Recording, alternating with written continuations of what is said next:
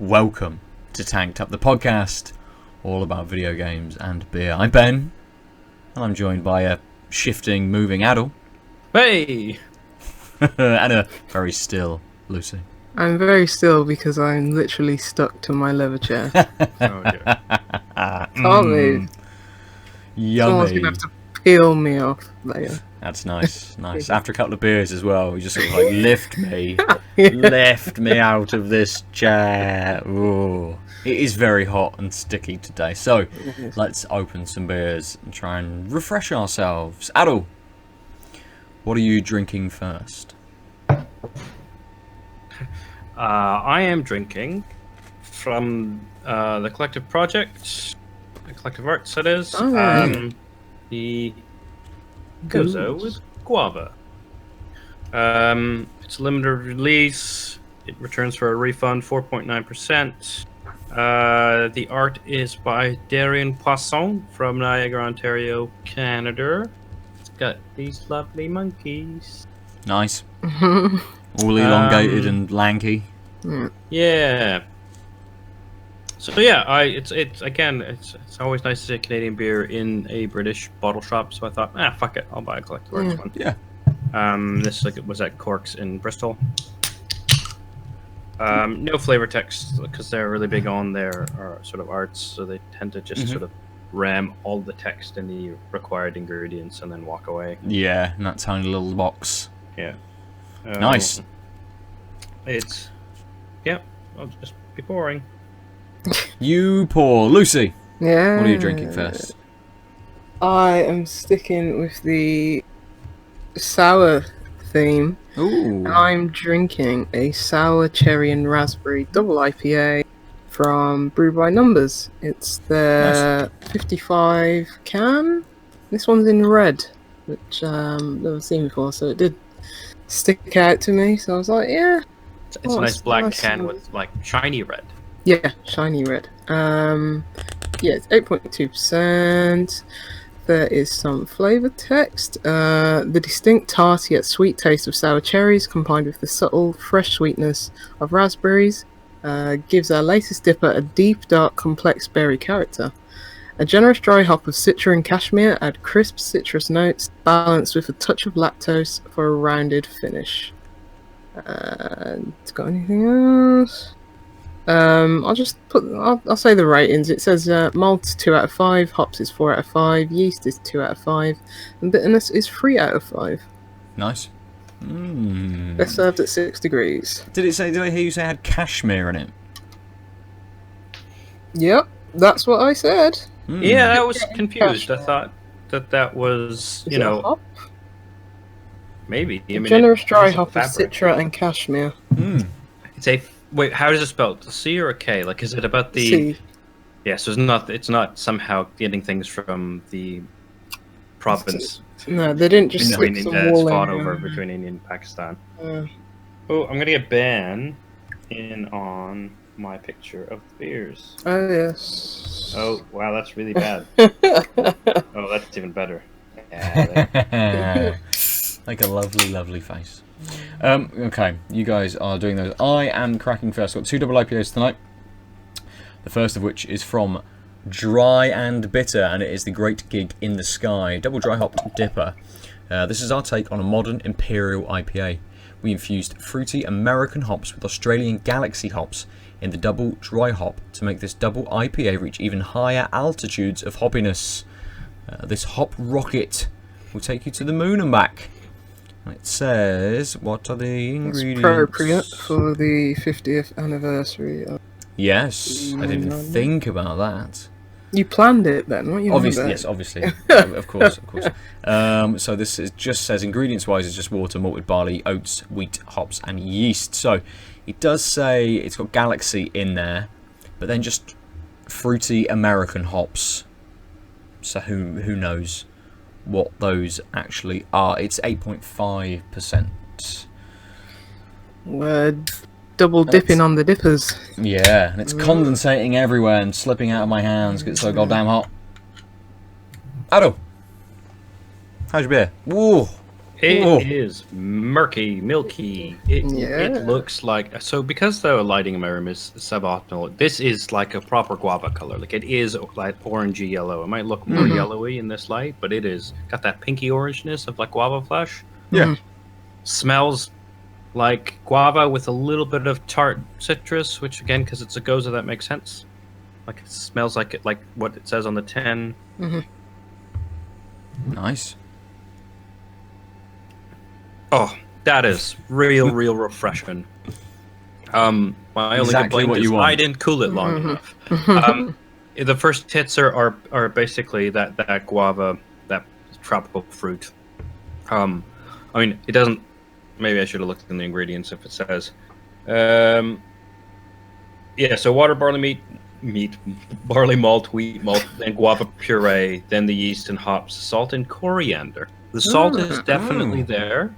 I'm not surprised that the guava puree is, quite high up on the ingredients list because it's very guava-y.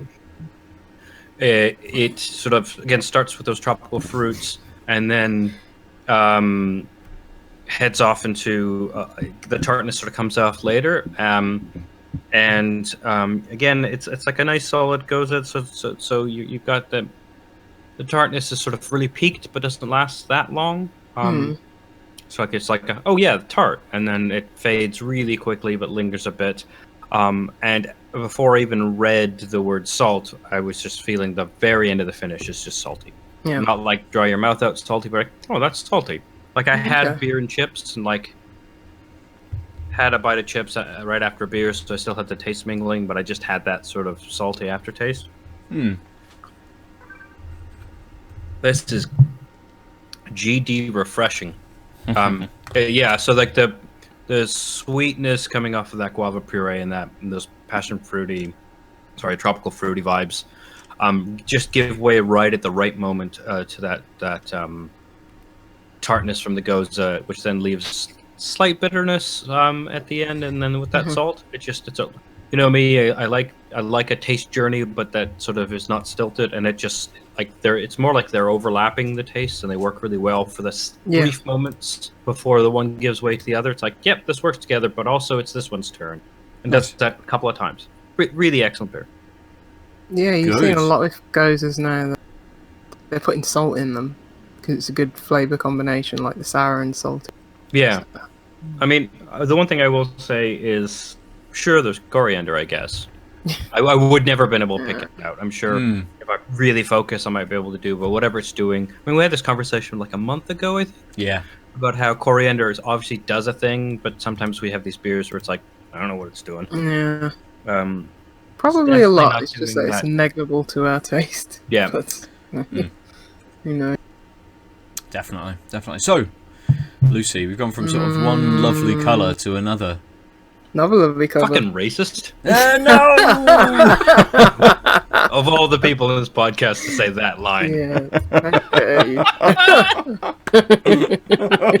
Look, I know Bojo is in charge of the country, but you all just can't let loose. That's it now. We can come out now. We can say what we like. It's fine. Woo! Ooh, Right in the jeez. Let's not linger on that point too long, eh? Yeah. I don't know if you lot can see it, but this is murkier than yours, Aadil. May not look it from where you're, seeing it from, but it's just yeast. It looks like a smoothie because it's just yeast in there. Oh, wow. Tons of it. No, you can't see it. But it's just densely packed with yeast. Yeah, I mean, even from here, it's a pretty solid colour. Yeah. There's no sort of like light bleed on the edges. We can't see your thumb through the glass. Like, But you're saying it's also full of particulate? Yeah, like full of it. Like you can see it clear as day. Like, Don't forget to take a picture for both the Instagram and so we can actually see it. True. Don't know if that will pick up on the picture because who knows. But anyway, yeah. I mean, if people like the non-discerning beer drinker poured this out, they'd be like, oh, "What is all that?" They'd probably take it back. Yeah. Because it's that yeasty. Wow. Yeah. It looks like a smoothie, like with just still chunks of fruit still in there that didn't get blended properly. I mean, when I cracked open the can, you could just smell cherry straight away. The smell's dissipated. somewhat since it's been in the glass, but as soon as I poured it, it had this really nice, like slightly pink, frothy head to it. But that quickly dissipated, and now there's no head whatsoever. Let's see what it tastes like. Yeah, I mean, like, if you look at our side by side, you kind of wouldn't think we're both drinking beer. Mm-mm. Yeah. We both look like we're having like Juice cast. Yeah. Ooh, that's really nice. You can't taste the 8.2%. You can't taste that at all. Not at all. You're getting. I can't believe it's 8.2%. Actually, you can't, because sometimes you get like a little warming afterwards, like just from the alcohol. Maybe that's slightly coming now, but yeah, unless you told me this was 8.2%, I would never have known. Probably at most, I'd probably range it around 6. But it's just that the freshness of the fruits that just it's not too sour, to be honest. It's more fruity, it's more sweet than sour. It's got the sweetness of like the cherries and what else did they put in it? Cherries, was it raspberries as well? Yeah, raspberries. Yeah, fresh sweetness of the raspberries. So it's not overwhelmingly sour. Oh, that warming from the alcohol is coming now. So yeah, the 8.2 is beginning to show itself. But yeah, that's really good. That's really refreshing. It's fruity. It's a little bit of tartness, but not too much. Mostly sweet. It's like drinking a summer drink. It's like drinking, I don't know, sparkling wine with just cherries and raspberries thrown in it. Really good. Nice. It's got that, you know, you'd say like sparkling wine. So it's got is it a big carbonation to it? No. I mean, I can't see the carbonation for all this yeast anyway, but doesn't appear to be much or any. No, on the surface, no, there's a few bubbles, but not many. Yeah. It's got quite a smooth finish, not too crisp or, as you say, carbonated, but yeah, it's like a smooth drink, but it still retains some of that beeriness. I don't know how, because it's not that carbonated, but you can still tell it's a beer. Yeah, the 8% alcohol might help. Probably. So I'm going to slow down on this, because even though, you know, I'm first year so I'm just going to back off slowly, because it is 8.2%. To be fair, the saltiness is also slowing me down on like swinging this back, just because there's so much taste going on, and it's like, yeah, that and like just how tart forward it is. Like I'm not rushing between sips. Yeah, I wish this was more sour. It's legit just come from drinking Cantillon on draft today. Right. Those are, you know, some of the best lambics ever. So lambics. They were the perfect kind of drink for this heat, and nice. I wish this was a bit more sour, just to wake me up a bit more than anything else. Just to roll you on through from the afternoon. Yeah. So I saw you take a cheeky sip there, Ben. What's your beer like? Oh man, I've been taking cheeky sips all the way through. Like, you know, I've only got maybe sort of 2/3 of my glass left, and I've already swilled out the sort of the third left in the bottom of my can. So I've been going on this. It's very, very easy. It's double IPA. It is exactly that. It's a very fruity sort of juice hop kind of, not quite bomb, but it's very close. It's definitely getting there. It's a big flavour, and that's really nice. I didn't get a huge amount off the nose. I'm getting a little bit more now than I was from that initial kind of nose. But it's very similar, just a bit subdued on the nose as you're getting in that flavour. So you're getting a lot of tropical fruits kick through, but it's got this nice dankness to it as well, which comes in quite quickly. Lucy, you were saying yours doesn't give you any sense of the alcohol. This one has that little bit of heat, that little burn sort of towards the end, which, you know, just tells me that there is just a little bit kicking through on this. It's so easy. It's really smooth. It's really creamy as well. You can see that it's kind of that murky sort of Yeah, I mean, it looks opaque as well. off sort of yellow kind of slightly orange kind of color to it, and it's pure murk looking at it under the lights. And yeah, it's super opaque, can't see through it whatsoever. We've all had very solid color beers for our first beers today. I've just sent a picture of you two of my beer, and if you see like the white parts on it, that's all yeast. That's Oh, it not does the condensation have on the glass. Let's have a look. Let's have a It's all look. yeast. Oh, wow. Yeah. It definitely looks like it's like condensation or like carbonation clinging or something. Yeah. Lord. I don't think I've ever seen a beer that sedimenty out of a tin. Sometime. Yeah, true. It's usually out of a bottle I've usually seen. Oh, Yeah, hold on a second. Honest, yeah. Let's see if we can read Lucy's message. Which message? You can see Lift the it a bit. Lift reflection it up of a your bit. phone. Lift it up a bit more. Higher, higher, higher. I don't know what he's looking There it at. is. That's good. Yeah. For those Do I not have the viewing, same you can now framing as see you? that photo on Adil's phone. Yeah. Well, if What you're you on couldn't YouTube, quite see from. Yeah, I mean, I looking at wouldn't the have. beer from I the wouldn't have camera. shown it if the picture made the words legible, but I figured. Oh, on my it Mac. wasn't. On my Mac. Oh, presumably it's your phone, isn't it? Or, Oh no. That's it's my Mac in the background. Yeah. Yeah. It says that I haven't backed up my Mac in 931 days. No, that's it's time. I need to, Oh, that's really funny. and I need to upgrade to Mac OS Mojave. Mojave.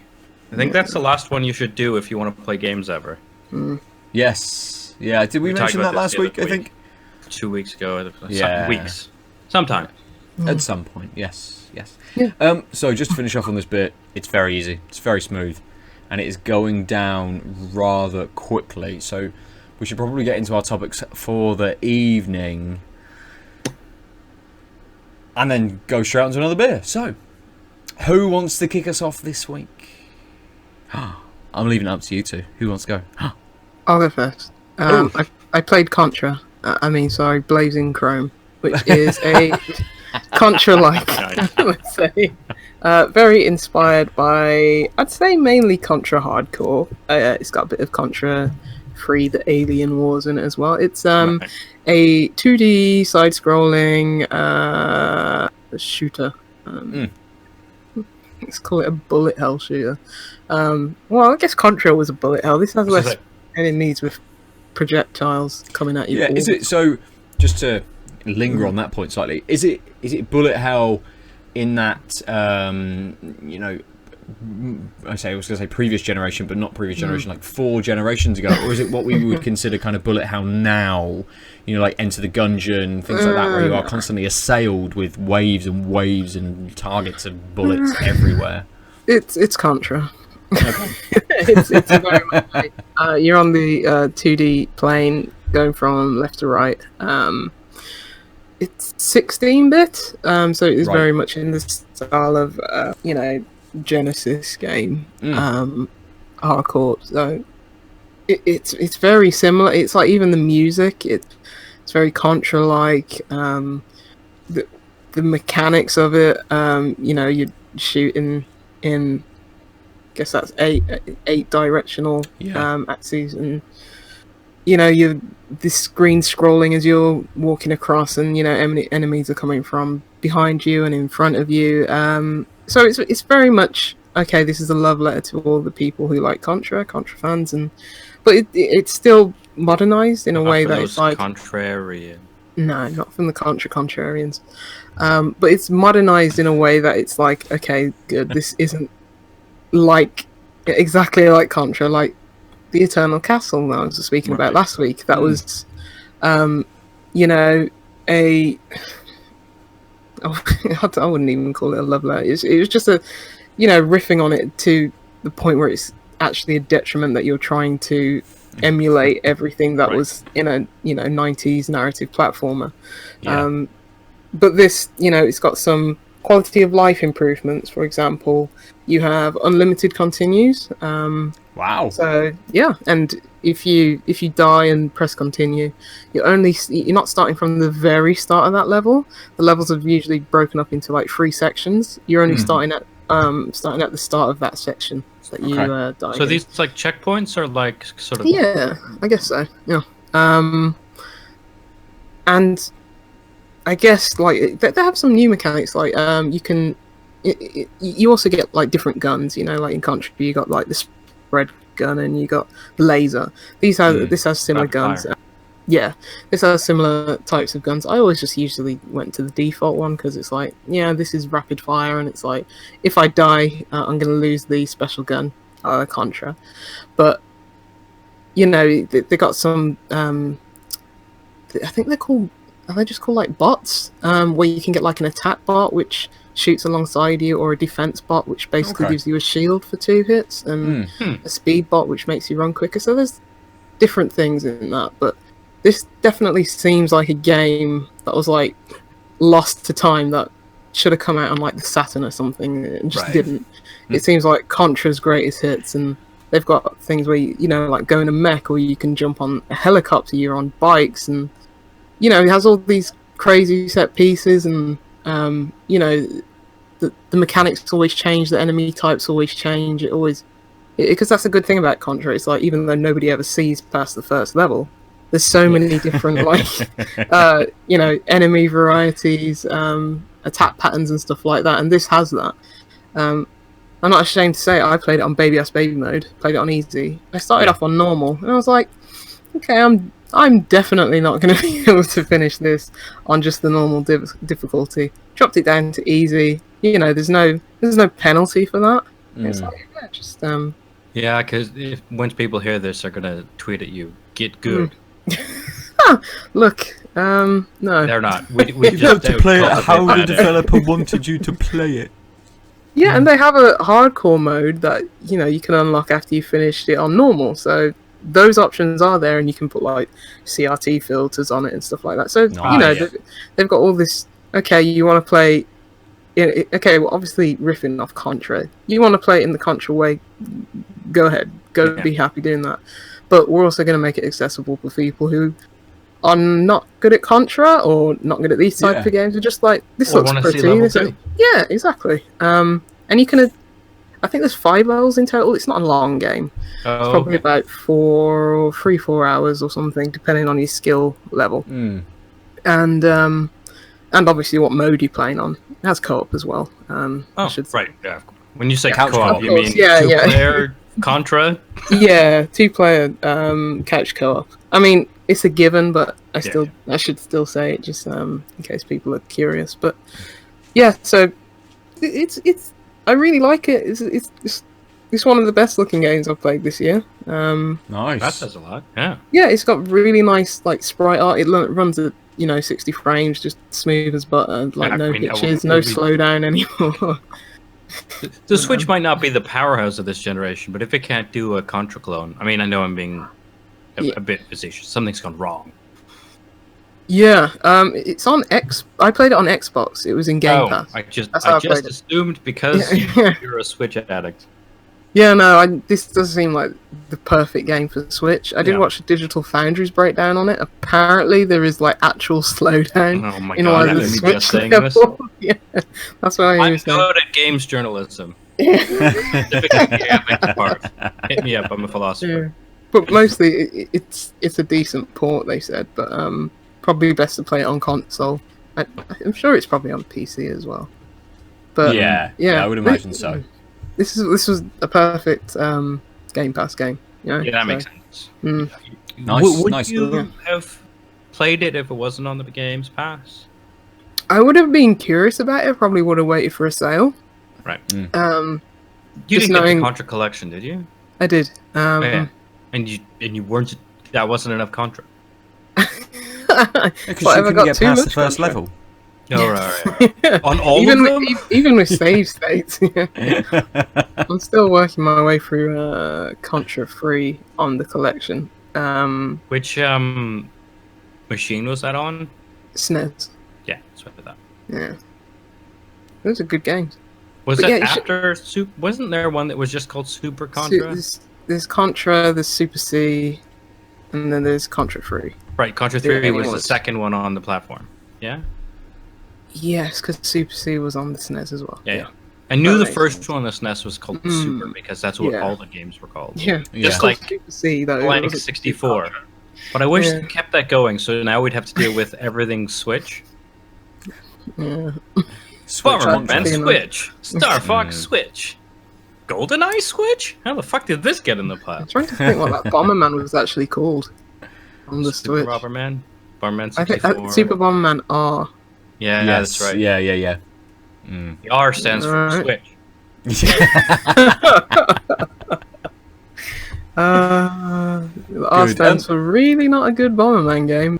We've this year we seem to have had you know, we talk about kind of this year almost as like a weird transition sort of year, but actually there seems to have been this resurgence of games which are trying to ape and take from, you know, older games, sort of retro games, previous generations, and iterate on kind Yeah, of it's the this has- AAA that's transitioning. And it's Yeah. giving a lot of space for collections and a lot of like indie or homage games, like AA studios doing an homage, like the one you talked about last week. Yeah, I The don't know Factory, whether what's it's it called?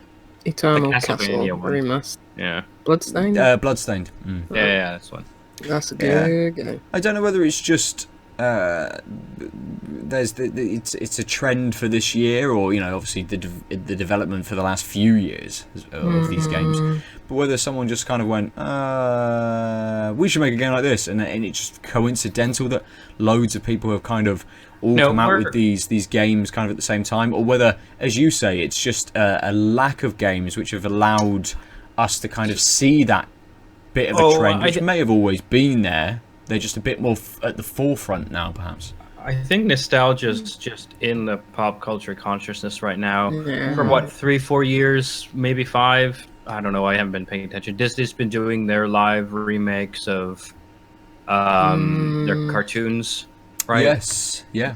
Except for the latest one, which money. isn't live. It's photorealistic animation. Shut up. God damn. It's that, the cares? Lion King. But like, yeah, but like, it's clear that we've got 90s nostalgia for the past couple years. Do It's we? growing. Yeah, Oh my fashion's also God. the same thing. Are we No. in space now? It was the 80s? Yeah, it's going. Jeez, The we've problem got is these things nostalgia are for the accelerating in the 90s, internet age, so we like quickly went through all the decades, but running out of decades. Yeah, that's the thing, because I think the 90s was the last defining decade. Like, Oh no, the what naughties were defines the definitely naughty? different.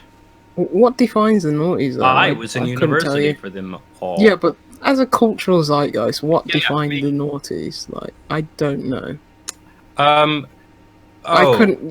You know, you could. There are landmarks of like Ooh, I you turned can 16 tell in- 80s culture Well, I to said 16. from 70s and 60s and 90s. I think we're just too close. Like as soon as you, Yeah, so I we're- didn't we're think too there close. was something huge about the '90s, especially the late '90s. And I then turned things came out. 16 in 2001, so a lot of it was about getting absolutely shit-faced. So I turned you So kind you of don't check out. remember You kind of any of check it. out of stuff at that 17. point, don't you? Really? Yeah, true. 17. Yeah, I started university in fucking September 2001. Jesus Christ. I'm I still started technically in second year. university now. Oh, God. No. That's almost 20 years of Jeez. university. Oh man, I could barely do 3. I have this many degrees though. Well I done, have, sir. I have more degrees than the average household, including ones with grown-up children. Brilliant. Yeah. Yeah, yet- you do.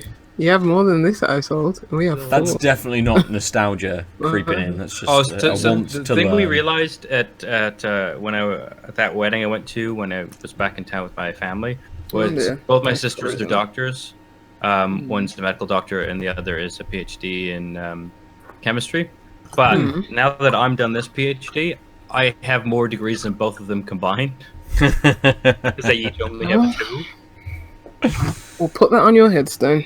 Yeah, I was gonna say the problem is All You'll of have you'll have like 60 by flame. then. So it doesn't open any fucking doors. It's just like you wasted a lot of time in school, like Yeah. a lot of time in school.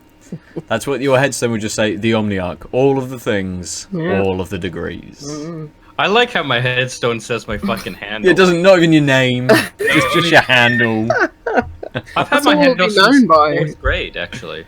That's There all you we've go. been known by Yeah. in those It's like- times. Yeah. We'll all have When we're- numbers when Exactly. the When we're all aliens take digital over. beings, it will only be your handle. That's it. Get it? Digital beings, Hey. handle. That's good. That's some good punning, Ben. Right, let's move on. So, Contra. What was Contra game called? It's called Blazing Chrome Mm. / Contra.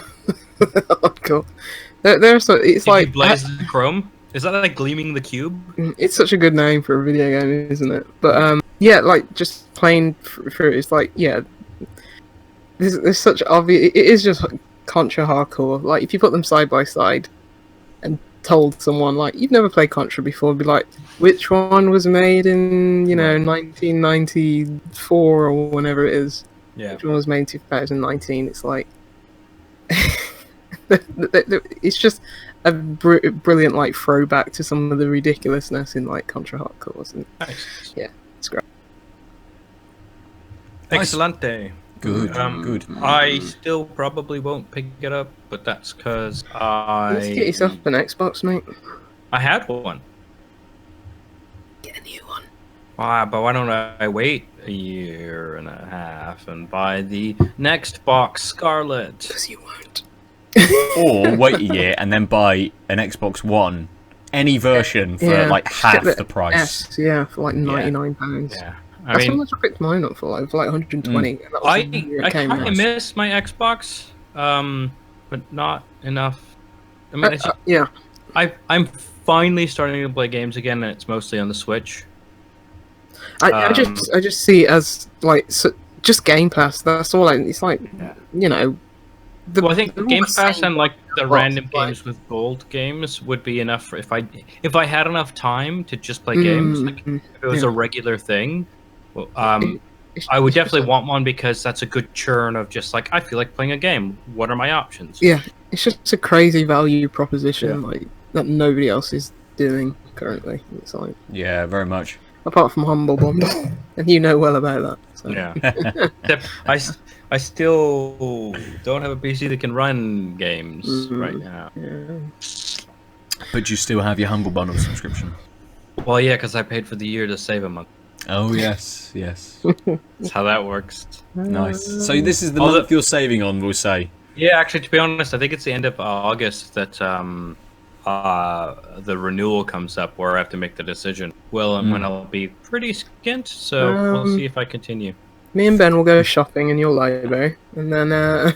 To be honest, I should actually let you know because I just have all of these keys. Do you not redeem them? I stopped redeeming them because I didn't need a more giant oppressive Steam library, and sometimes a friend's like blah or like so on wait, what is this 8-bit, the Facebook group gaming group I'm the most active in. Yeah. I do Free Games Friday, where John does basically 20 questions to try and find out the game. Yeah. And I've donated keys to that Oh, that's nice. a Yeah. couple times. It's like, oh, if someone wants this fucking game. So like, Oh. I got Minute on the Humble Bundle, because when I got it on both your recommendations, that's a game I could actually play on this computer. I played less than 10 minutes of it total, and then got it for free like 2 months later, and it was like, well, I'm giving this away. Yeah. Should have waited. It's the way it happens, right? It happens with every subscription service. It happens with PlayStation Plus, games of gold, everything. You're always going to honestly, find times where that happens. I end up trying to avoid sales because the niche of games I end up being interested in are usually like mid-tier games or AAA games that I'm okay with waiting a year, etc. Yeah. And then those eventually that's like what Humble Monthly is, right? Like when you were telling us how great Assassin's Creed Odyssey was, Origins, that's the Egypt one. I was like, oh, I definitely would play that. And then like a year and a half ish, 2 years later, I got it for free on Humble. Yeah. But now I don't have a computer that can play it. So now it's just a key I did redeem on Uplay. You see, this is why I just think it'll be in Game Pass. Yeah. I mean, to be Being honest, the way Game I game, that would be perfect if I didn't have to pay for a new system. That's fair. Well, so not what I wanted to talk about this week, but EA what the fuck is it called? EA Access. Hmm. The Or subscription Origin service. access How if did it's that on launch PC. on? Its launch is out on PlayStation now. Like Stealth Okay. launched a couple of days ago, so it is there. You can go on. You can do the whole, pay that really cheap subscription for the year, or kind of do a pay monthly kind of thing. And I've not picked it up yet, but I'm sort of like super interested. There's a list of games which are all this generation of games for PlayStation. With it not having like Xbox's backward compatibility, you don't have like 360 games. All of the not all of the Mass Effect games, but Mass Effect 1 to 3, Dead Space, things like that you don't have on PlayStation with this option. But still it got me like quite a few games though. well, it's like what was it like 20 quid for a year or something like that? I pay that. I don't know. I thought that. I don't know. Some games you only get a certain amount of time in, don't you? No, if you pay the £20, you everything that goes into the vault you got full access to. I mean, suddenly it seems insane. Like, how did a game like, because obviously this was available on Xbox for a while, how did a game like Battlefield 5 ever sell any copies? Like, how quick, because that's available now on PlayStation, like, how quickly did it come to the service? What are we now, it was 9 months maybe after its release? Yeah, people who play Battlefield are going to play that day one. The Battlefield guy can play that day one. And then they're getting people like me who wouldn't never play Battlefield to pay £20 a year, and Maybe I'm just going to play. Battlefield. Yeah, maybe. Well, I played the again- first one, and I see it as if I play one game on there a year, I've earned my money Yeah. back. That's how I Yeah. see it. Like I've played Mirror's Edge, Catalyst. I've played a lot of Peggle. Did you play A Way Out on there, or did you pick that up before? No, played that with Corey. Yes. And it Yeah. was awful. That's right, yeah. It was. It mechanically it worked well, but it's like, oh, let me just cut together like a few 80s and 90s movies and the action scenes and stuff like that, and let me just paste it into a game. So But corny. it's one of those. It's one of those services where I think it's kind of an in between sort of service. It's not quite as appetizing as Game Pass, because you're not getting games day and date with their release sort of thing. I really want to play Sea of Solitude. That'll be But I on don't there. think that has come out as part of the service, at least on PlayStation 4. I don't know whether it's available on Xbox already. If it would, it'd probably just be a free trial, like play the first Yeah, level. 'cause it only That's came the out- day of move on Game Yes. Pass, right? Yeah, exactly. So, I'm very much thinking I'm going to pick this up. I don't know whether I have to have an active PlayStation Plus subscription to then play online with these games. So if I picked up just EA Access and then wanted to play Battlefield 5 online, I imagine I have to then have an active PlayStation Plus subscription. But you have but- one, don't you? So. No, mine it ran out. I bought a year. It ran out last month, so I'm now 3 weeks without an active PlayStation Plus subscription. Okay. I mean, it's like £32 on CD keys or something like that. That's go from there, because it went up, didn't it, to like 50. It did go up. It's about 50 quid a year now, yeah. Or if you and pay you're getting monthly, less games. yes. If you play monthly, it's like £85 or something. £84 you pay in total. Something absurd. So I'll probably pick it up on CD keys. But do I want to pick that up and then EA Play this month? Plus, then any of the new games coming out, things like Wolfenstein and stuff like that. looks Also, I've this seen the like, reviews for it- that. It looks bad. For what, Wolf? Yeah, it looks like Division. well, They said it's like a looter schluter. That's a definitely schluter. not It's a what you want schluter from a Wolf game. Wolfenstein. Yeah, Yeah. I couldn't believe. When I saw it, I was like, "Excuse me? I thought this was just like the old Blood, like single player narrative. You're in and out in like 8 hours. It's some schluter. No, Gross. don't put your schluting in my good narrative video games. all people want to do is fucking shoot Nazis. Yeah, but not when they're bullet sponges and you have to do it 18,000 times just to get some. Silver Exactly. cop. Bring Just back like real life. realism in video game. One shot should kill most things, or maim them and have them bleed out. Like Can you in- imagine an actual realistic shooter where it's like Mate. you wing him and he's just bleeding and really uncomfortable and whinging the whole time, and you're like, Yeah, Ooh. yeah. This is what I'd really like from some of those games we've seen that are kind of just announced. It's something like Deathloop, where it's just kind of, you know, you just want that if it's that one-on-one kind of element after you've done some PvE stuff, you know, and you can just nail them with one shot, just one really well placed shot, and done. They're gone, and the loop but also starts over. accuracy is Perfect. garbage because most people aren't good at aim. 360 Well- no scope with a Call of Duty cheater. And then, yeah, Mate, there you go. could you imagine in Call of Duty if you just spray through a corridor and you just miss them like take entirely? like three, the enemy takes 3 shots in the leg, and all you can hear him in the background is just like, oh my god, help me!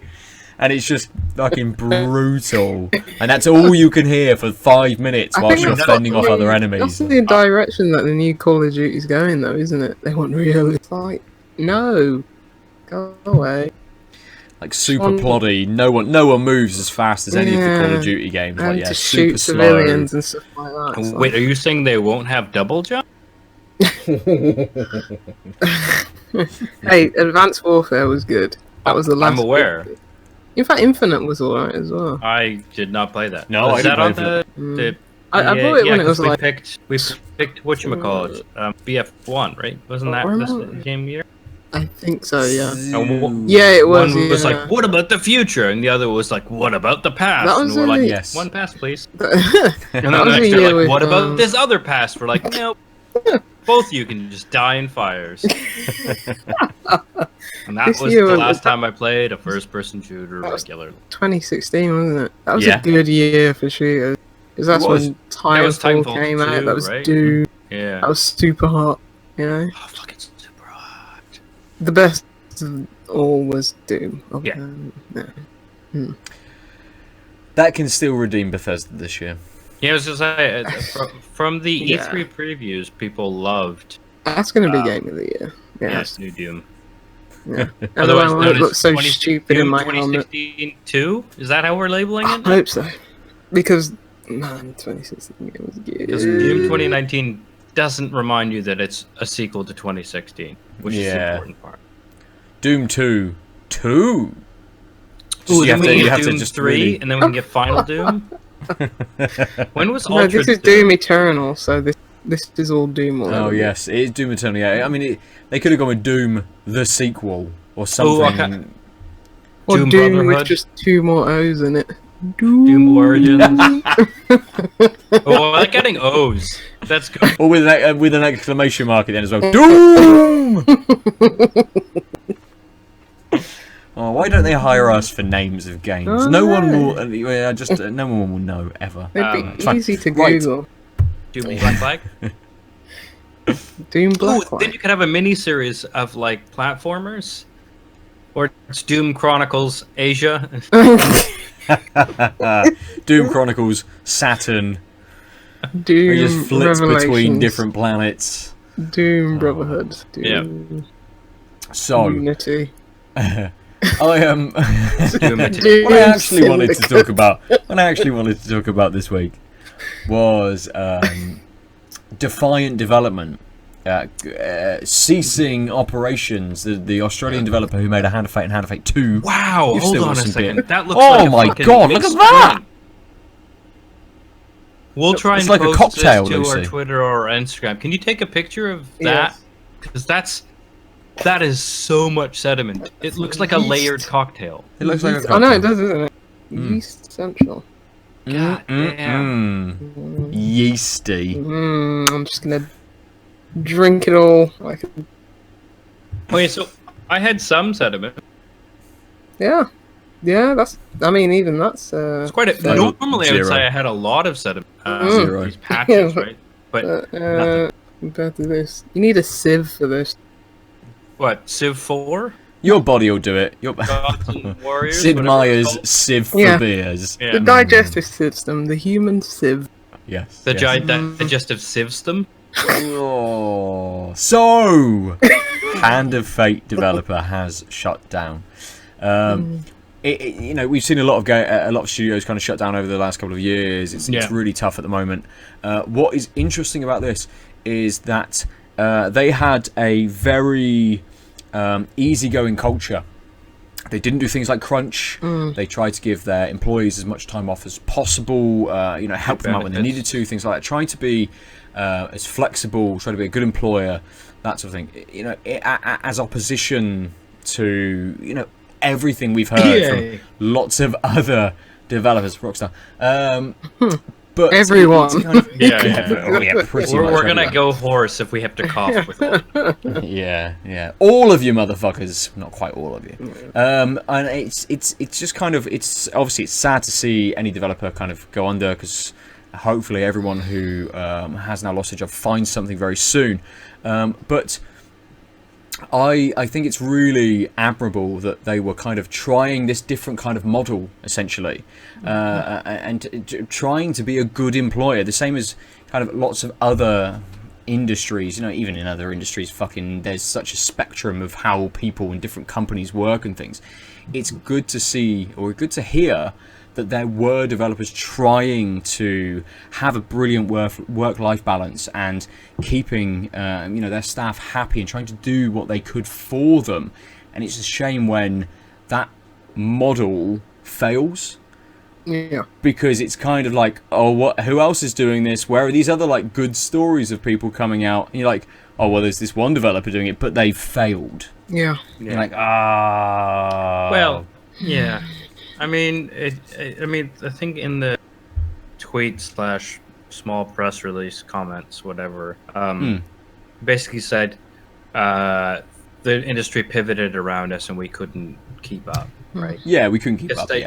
And I mean, the standard translation will be long. They took longer dev cycles, right? I don't know. If I had done my homework, given that you told me this was going to be your topic, I would have looked into the difference between Hand of Fate and Hand of Fate 2, the number of years.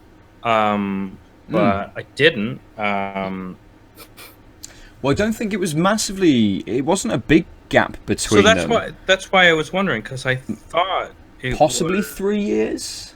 Possibly. Hand of Fate 2 was last year. Yeah. Which was 2018. Hand of Fate could only have been. It can't be earlier than 2015. Yeah, it's got to be 3 years, I would imagine, for those. But I don't know when Hand of Fate started. I believe the company, from the press release, or from the Polygon article based around that press release, they began in 2010. So they've been around for 9 years, and they've only got 2 games out. So Hand of Fate 2 may have only taken 3 years. It means Hand of Fate took maybe 5-6 years to kind of get going. I think the big thing, so Hand of Fate 2 came out November 2017, Hand of Fate 1 came out February 2015. Yes. They crowdfunded the physical, so they tried to pivot into an actual card game as a way of like diversifying, I think, to like get them some cash flow in between long dev cycles, which was successful, but I don't know for how much. Right. Yeah, and it says here as well that that Hand of Fate came out on early access in 2014, July of 2014, and then released fully in 2015 in February. So almost a 9-month early access period as well. So I don't think they've linked a trailer to the game that they were working on called A World in My Attic. Which I hadn't seen anything about. Hadn't heard about it. Don't know if this was going to come out in any kind of early access or something like that. But it wasn't even on their. It's like still not on their website, right? Like their website just has Hand of Fate 1 and Hand of Fate 2. It was clearly like they were trading on that game, and presumably Hand of Fate 2 didn't quite make the waves in order to keep going, and then they just starved out in the dev cycle of new IP. Which I did. I actually didn't have the heart to watch the linked video that they did. I was like, I don't want to see this game that will never be. It's always heartbreaking, isn't it? When they put out like a prototype, it's like everyone like, here, it's never going to see the light of day. Just play what we made, and it's like, That is really good. And I want... So, yeah, they did do smaller games, especially augmented reality games on Okay. iOS and Android, but like their big releases were Hand of Fate 1 and 2. Yeah, because for a studio, you know, how big are they? I mean, would you even call them medium sized, or I don't just I think think, so. I I don't think think they're just a they're smaller small than, dev? Yeah, like usually they have some like production on like other titles. You know, they subcontract different. You know, these bigger studios are like, oh, can you make the art for us on this game or something like that? And that's how a lot of small studios keep afloat. So, I mean, if they weren't doing that and relying on crowdfunding of a physical card game, and I think they did some crowdfunding for one of the Hand of publisher Fate. was taking, you know, their new prototypes. You know, 2 years doesn't seem that long, but if you're a small team, you know, burn rate. Like that, Well, it's mostly like, unless you really budget well, if your game makes enough money on release, then you need to put that money directly into something that you'll be able to tap into for the next stretch, because otherwise you're done, right? Like, it's kind of like craft beer in the sense of, like, we talked about last week, I think it was, whatchamacallit, doing crowdfunding to raise hop stuff. Yeah. £750,000 or whatever, and then just not having anything to show for it 2-3 years later, because like you can get the cash injection, but like that's just a clock, right? That's just changing the hands on the clock. You need to do something substantive, and with games, it's release a game to get another injection. With beer, I think it's differently complicated, just because you need your day-to-day sales to go. Like games, everyone expects surge influx than nothing for small sales. I mean, that's why people put things on things like Game Pass, because clearly whoever's running Game Pass gives them pennies on the dollar for being in the library. But that's better than the nothing they're getting otherwise, or like sales, very much, you know, they would get in that month period. Plus you get the PR of, oh, I like that game, who made it? Yeah. Like another Game Pass game I played, Riverbond. It's like an isometric voxel adventure game where it's like, this is more style than substance. That's another really good looking game I played this year. Isn't that what voxels are? I guess. But it's like, there was, you know, after an hour I could just tell, like, oh, this game has like, it's very shallow. There's no upgrade mechanics, no RPG element. It's just you're hacking and slashing. It seems like a really good game to play with your kid, but it's just very surface level. Not much going on, and it was fine. I enjoyed it. It's like I put on some podcasts and I just played through, and it took me like 4 hours, and it was like, perfectly serviceable, fine game. But if the reviews came out for that, you know, I think people would be put off buying it, because it's this is very much more style than substance. Which is it's a shame for someone like for Defiant, because Hand of Fate 2 is a really good, really competent, really a game full of depth. You know, it's got those card building elements which have become very prevalent in lots of games now. I think maybe they were, you know, a little bit kind of ahead of their time, a little bit striding forward with those card mechanics. Perhaps they didn't quite hit, you know, in the right time with everybody else. Everyone chasing that kind of thing. So it's just, I mean, it's just a massive shame when a good developer kind of goes under. So I never quite got around to Hand of Fate 2, and I played a little of 1, but liked it enough. I mean, you know, like in 2014, that's a tough space to be in. So, and then in 2015, like, or whenever I lied, 2017, whenever Thing came out, I think it was just before games like Slay the Spire, which is on Game Pass, by the way. Is it? For PC, I might try that out. Oh man, I'm gonna try that out. Yeah, get your free trial, mate. I already bought it on Switch.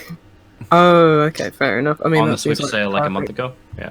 It was on sale. Okay, it feels like perfect. I was in Canada, and I was like, all these endorphins being around loved ones, and I was like, the Switch sale. High altitude. 4 games I won't play for a month and a half, and then I did play them for a month and a half.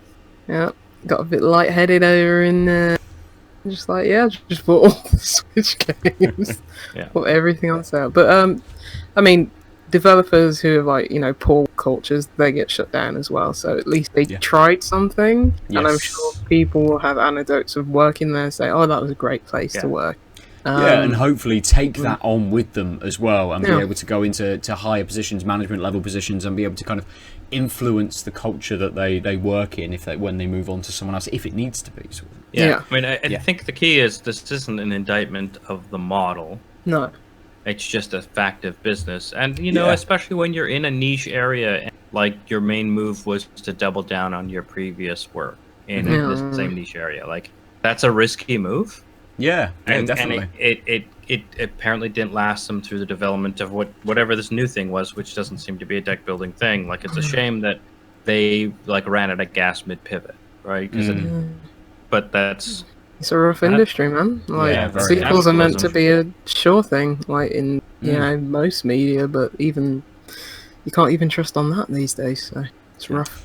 that's capitalism. Yeah, it's not like His favorite it's not like is to- before when you could just drag 20 people in a room and get a license for anything and put a video game on PS2 for that barely worked. Just It's so interns, fine. constant interns, not paid anything to make these games. Let's move on to our second beers of the evening. Lucy, you and I are going to be drinking the same beer. We are. I'll let you sit there and pour it. We are going to drink the NLM, which is a double IPA, and it's from Wylam, but in collaboration with Track and North Brewing Company. It's a threefer. It is. It's 8.7%, and as with most Wylam beers, they don't put a lot of info on the back, but it does tell you that the hops are Simcoe Leaf, Idaho 7 Cryo, Centennial BBC, Citra BBC, and Sabro T90. That's pretty much it. That's what it tells you. Yeah. And I've poured I it haven't- and it looks like a I haven't- juice bomb. It does. I haven't had a smell of it yet, Lucy. I know you've just had it stuck your nose in. Yeah, it smells, doesn't smell good. No? I mean, I'm sure it's going to taste good, but it just what, doesn't. is it, what does it smell It like? smells like, Is it rotten like veg. danky or like what's? It smells like rotten veg. Yeah, it's a little stewy, isn't It's a it? bit funky, yeah. Mm. If yours is, then it's not just the hot day.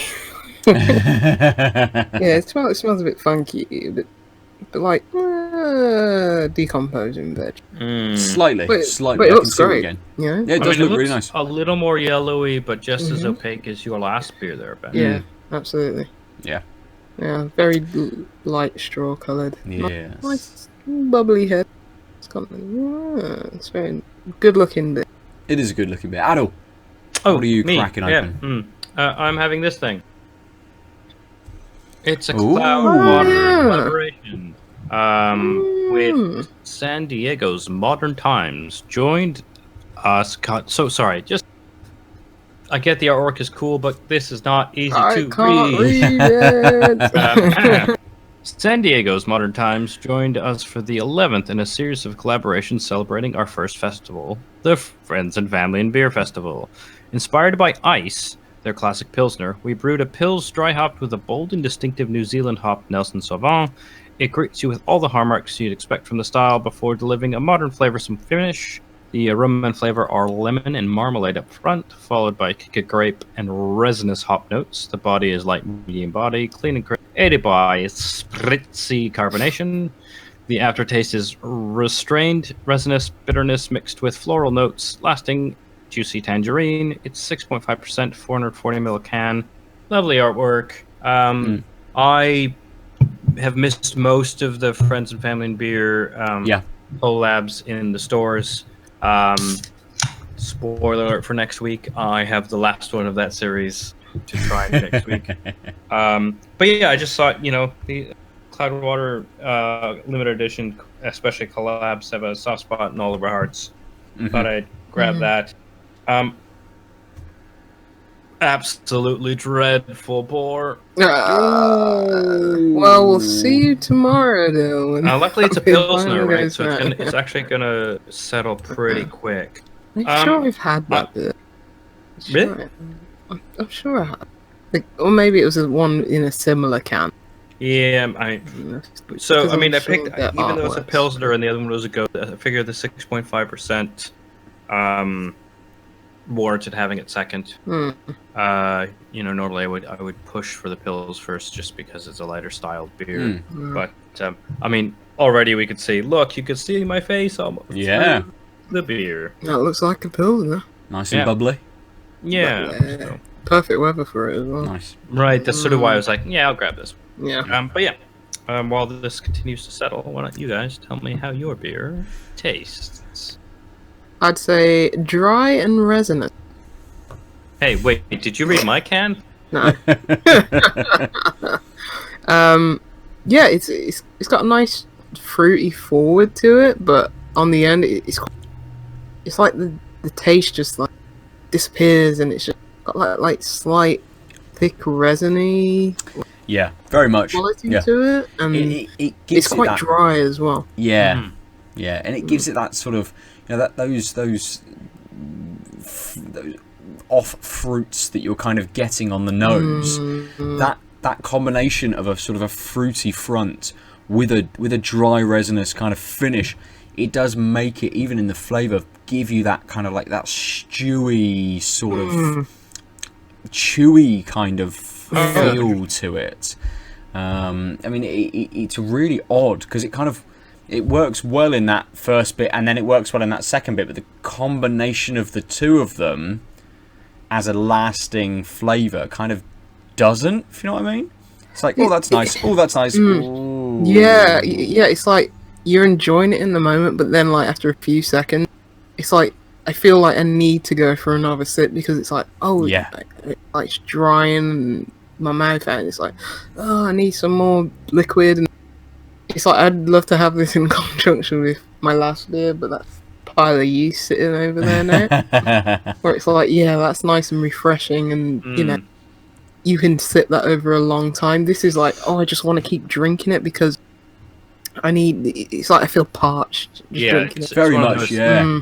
Those Yeah, beers definitely. that instead of inviting you to come back, sort of requires you to come back. Yeah, definitely. My Yeah. least favorite quality of a beer. I mean, Well, it's got a with that Well, dry maybe not my finish. least, but Well, it given how does pull strong it very it is, yellow. it'll do very good. Yeah, it's got an orange tinge to it as well. Yeah. Had a reasonable Towards head the to it, bottom didn't of it? the glass. But it's kind of, I don't know. It's got that very, very light kind of bitterness right at the end as well. So which you don't get to experience much because it wants you to go back and sip. That bitterness isn't very long lasting because I mean I'm not allowing it to be very long lasting because I'm sipping at the beer again. So Yeah. it kind of, it just, I don't know whether it's just the balance of the beer that's just not quite hitting. Well, it might be you know. I wouldn't say it's the wrong day because it's like it's the evening, probably when you'd probably sip on a dipper. You had enough of the pale ales, and it looks very inviting, like appearance wise, and it looks like it's going to be juicy and just thirst quenching. But yeah, it's going to be juicy, but it's not. No. But I'm still enjoying it. I think it's just it's exacerbated by the fact that it is so warm and just want something that's a bit more easy and refreshing. Yes. Otherwise, Yeah. it's perfectly think- well-made beer, Yeah, I mean. completely. And I don't know whether it's just because it's been sat here for the So last long. 45 minutes to an hour that we've been going. That it's just warmed up just a little too much. That had I have reached for this straight out of the fridge, it would have just worked a little bit better. Would have been just that little bit lighter, perhaps. Because it has a little bit of carbonation to it. That's quite nice, and it's still slightly there for me, even though it's Yeah. quite smooth nonetheless. But yeah, I just wish it was a bit more crisp, a bit more Yeah, definitely. Yeah. less dense. It feels dense Yes. right now. That's not what you wanted. Yeah, when a creaminess kind of works against the beer almost, really. When it feels a little bit sort of soupy, kind of. Yeah, soup. Yeah, it looks like, talking of soup, that, who is it? Garage from Barcelona. Their Yeah. beer's called Soup. Yes. It's very much soup, but that's good soup. So, Adil. The head is dissipated a reasonable amount. I ended up pouring the rest, and thus invited some more head. But I mean, it is a whirlwind of carbonation, as you would expect from Yeah. I mean, you're having That's what I want. and it perfectly fits the Heineken glass as well. Yeah, I was about Don't to worry, when I say. took the picture, I like Glass. made it so that it wasn't obvious, so that our Instagram following won't hate us. Smell is slightly citrusy, but mostly just, you know, it's a Pilsner. It smells vaguely like beer. The resinous kick, or whatever the fuck it said before, I mean, I just, my nose ain't that good. It says I get some grape and some lemon. Banana, esters, anything like that? Clove. Oh, wow. So, head's really thick. Like, it's really thick. Nice. Yeah. Um, You finished eating there. yeah. So if you don't have a moustache, you'd definitely have one after sipping the beer. Oh, that is... Fuck, I wish this was colder. I wish it was colder, and, like, it was the first beer I had, because it's, two things I could have controlled, because it's been sitting in the room the whole time. Yeah, it's really good. Carbonation's got the right type of zing for a Pilsner. It's not one of these craft pills which are trying to be super craft and end up like... I mean, as you saw, the carbonation's just off the chain, and that's what you want. Adds to the crispness. I'm getting a lot more of the sort of citrus zesty zip, for lack of a better term.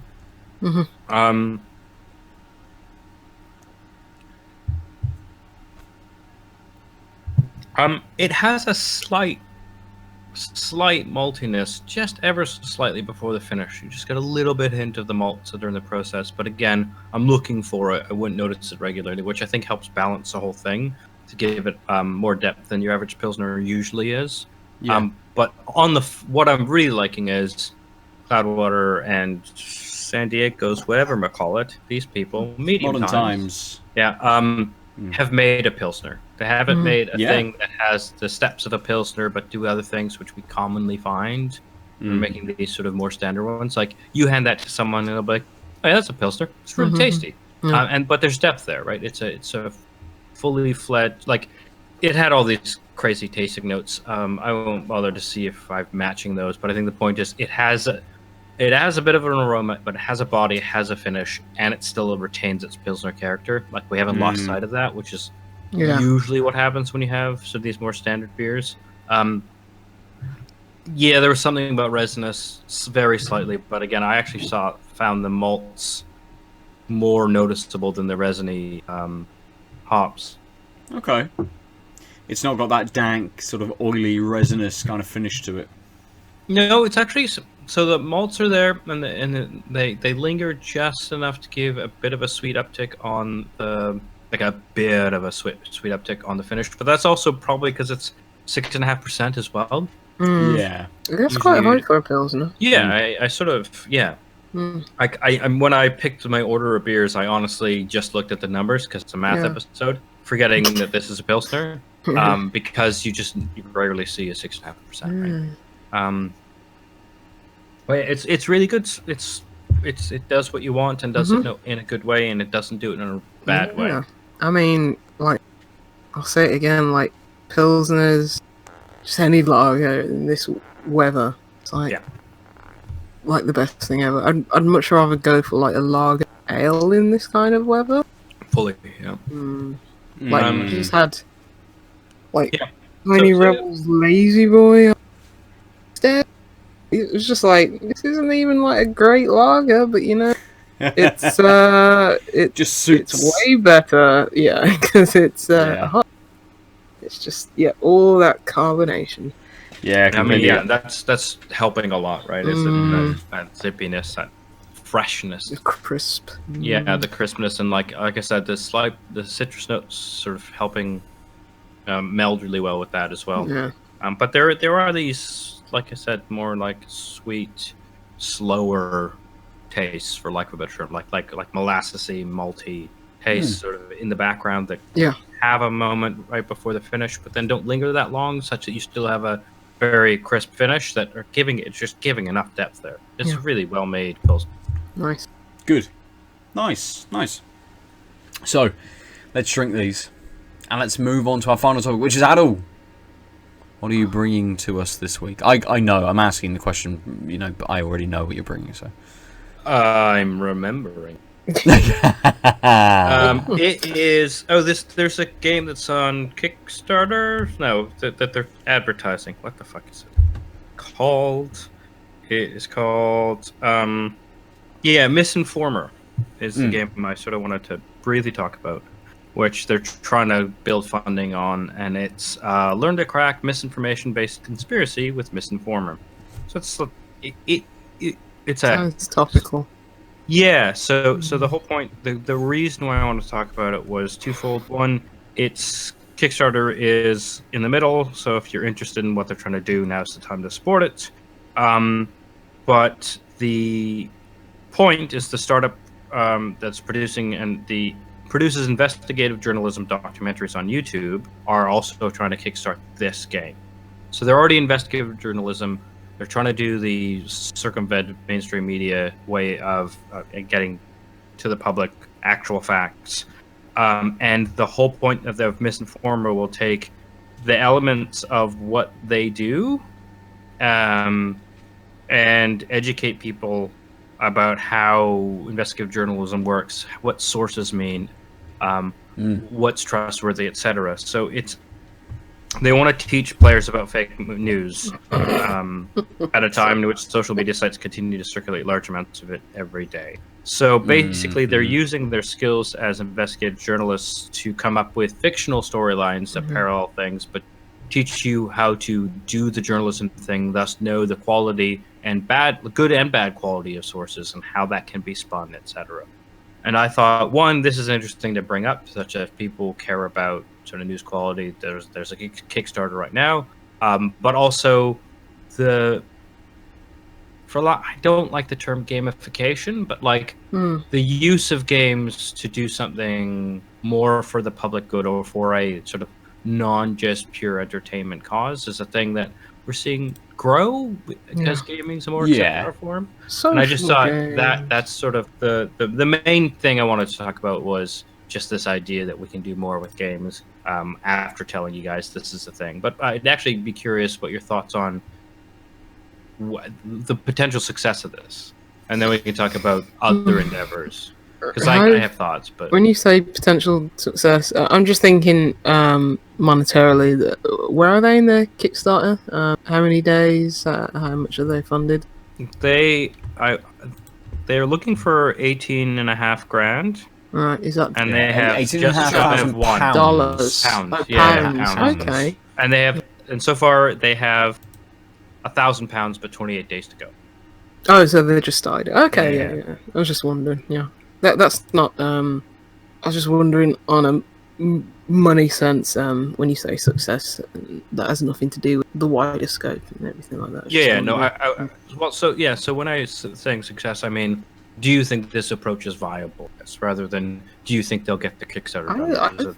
I mean, I think it's an interesting concept. Games in the past tried to do this, it was just this year that I played the Westport Independent, which came out in 2016. I was saying how prescient it is today because that came out, with the run up to Brexit and the election over in the US and stuff like that. But how it's that has just reared its ugly head tenfold since in the last 3 years. And just, as you say, fake news and stuff like that.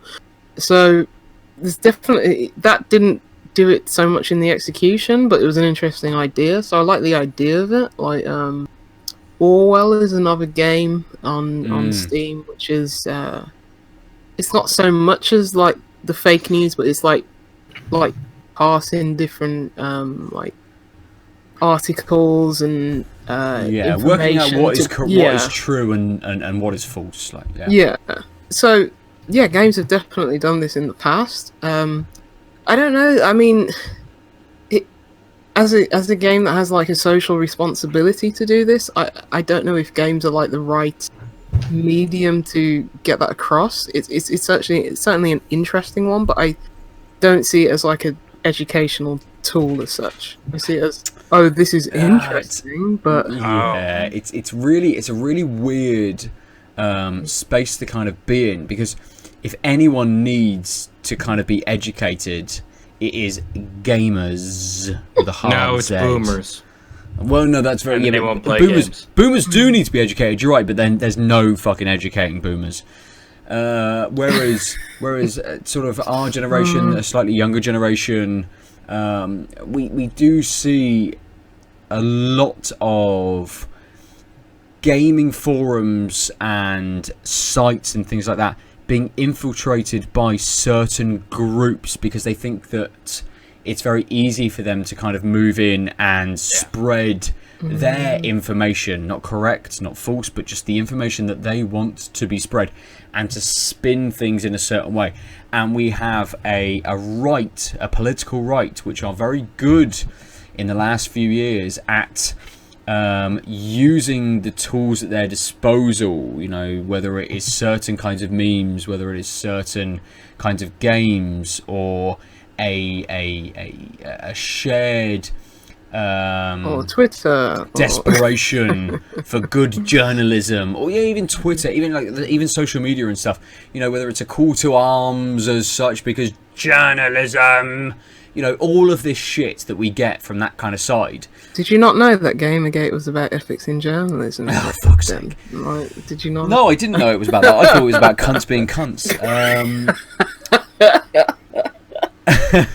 We need. So there needs to be. I think there needs to be something.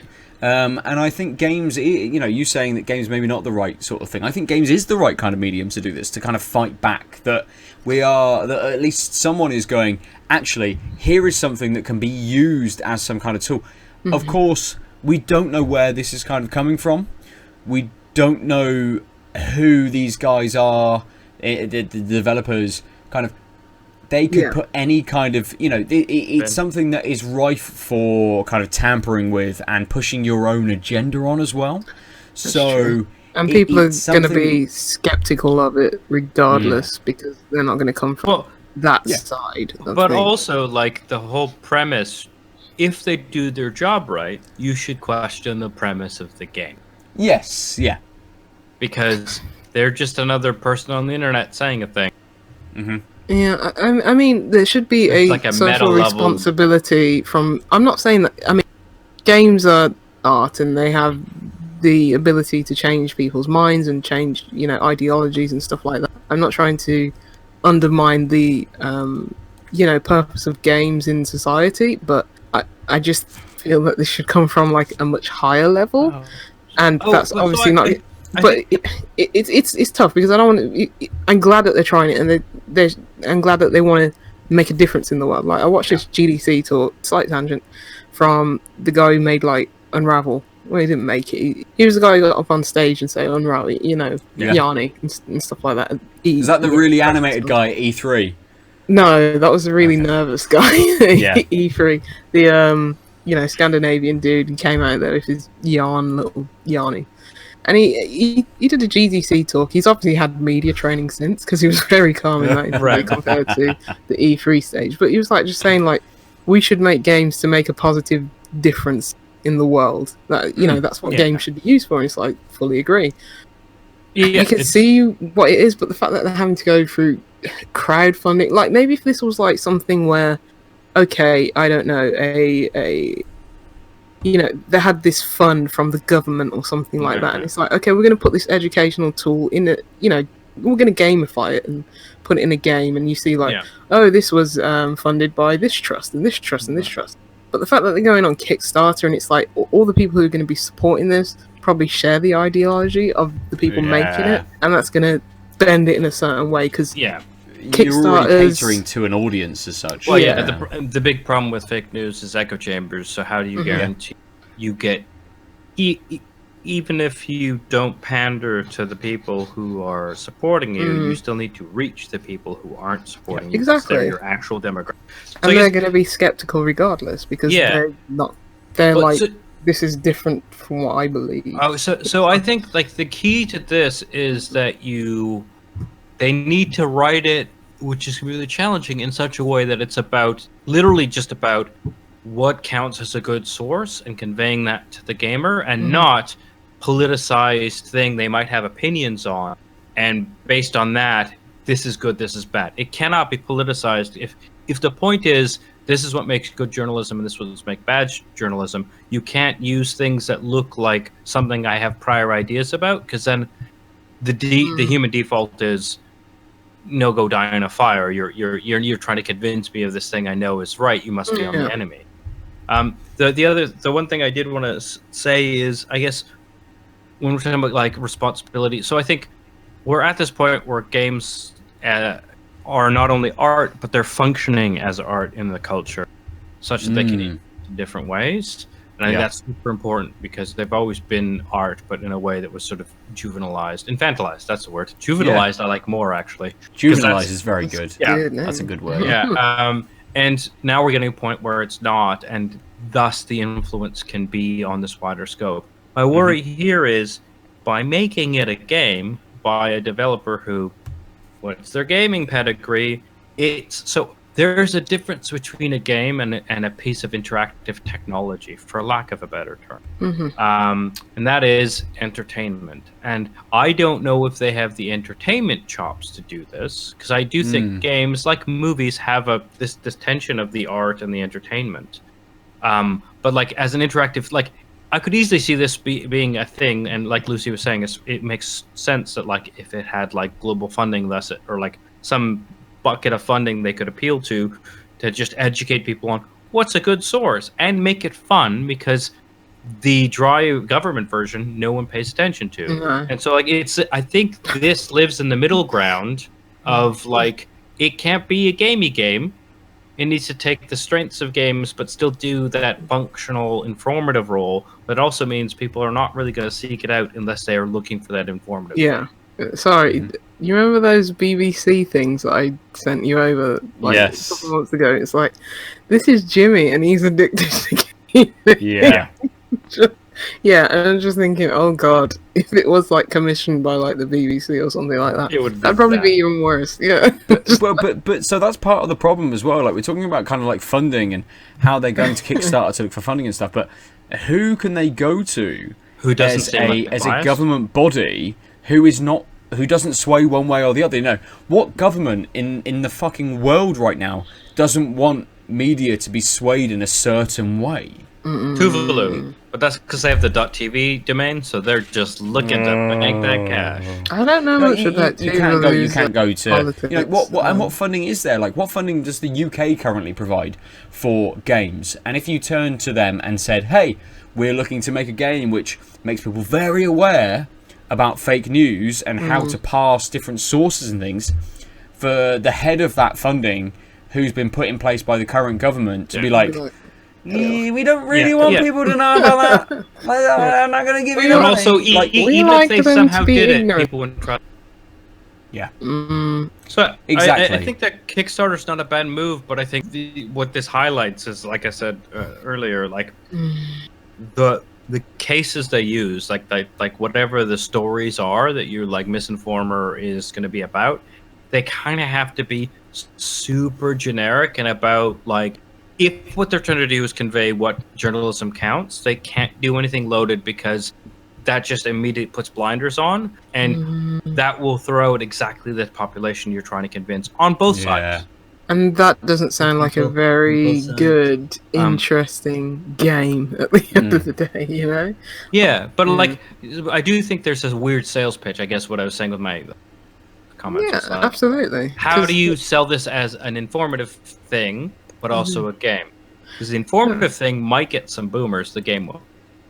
No. Boomers are actually the biggest, like I've read some studies, the boomers are the biggest culprits on fake news circulation, because they're not used to things looking professional and being made by whoever Yahoo. Yeah. Well, people our age are like, Yeah, I could make that. I could make Yeah. that. Obviously, I'm going to trust Yep. it because it looks like a slick website. This is Exactly, and it's why I never share fucking anything on social media. Yeah, I got apart bit from by something that. I know that I can read it, and they have sourced all of their information, and those sources are, and I've been able to go to those sources and verify information, you know, and it's kind of, you know, they're reporting on, say, like real world accounts from multiple sources and things.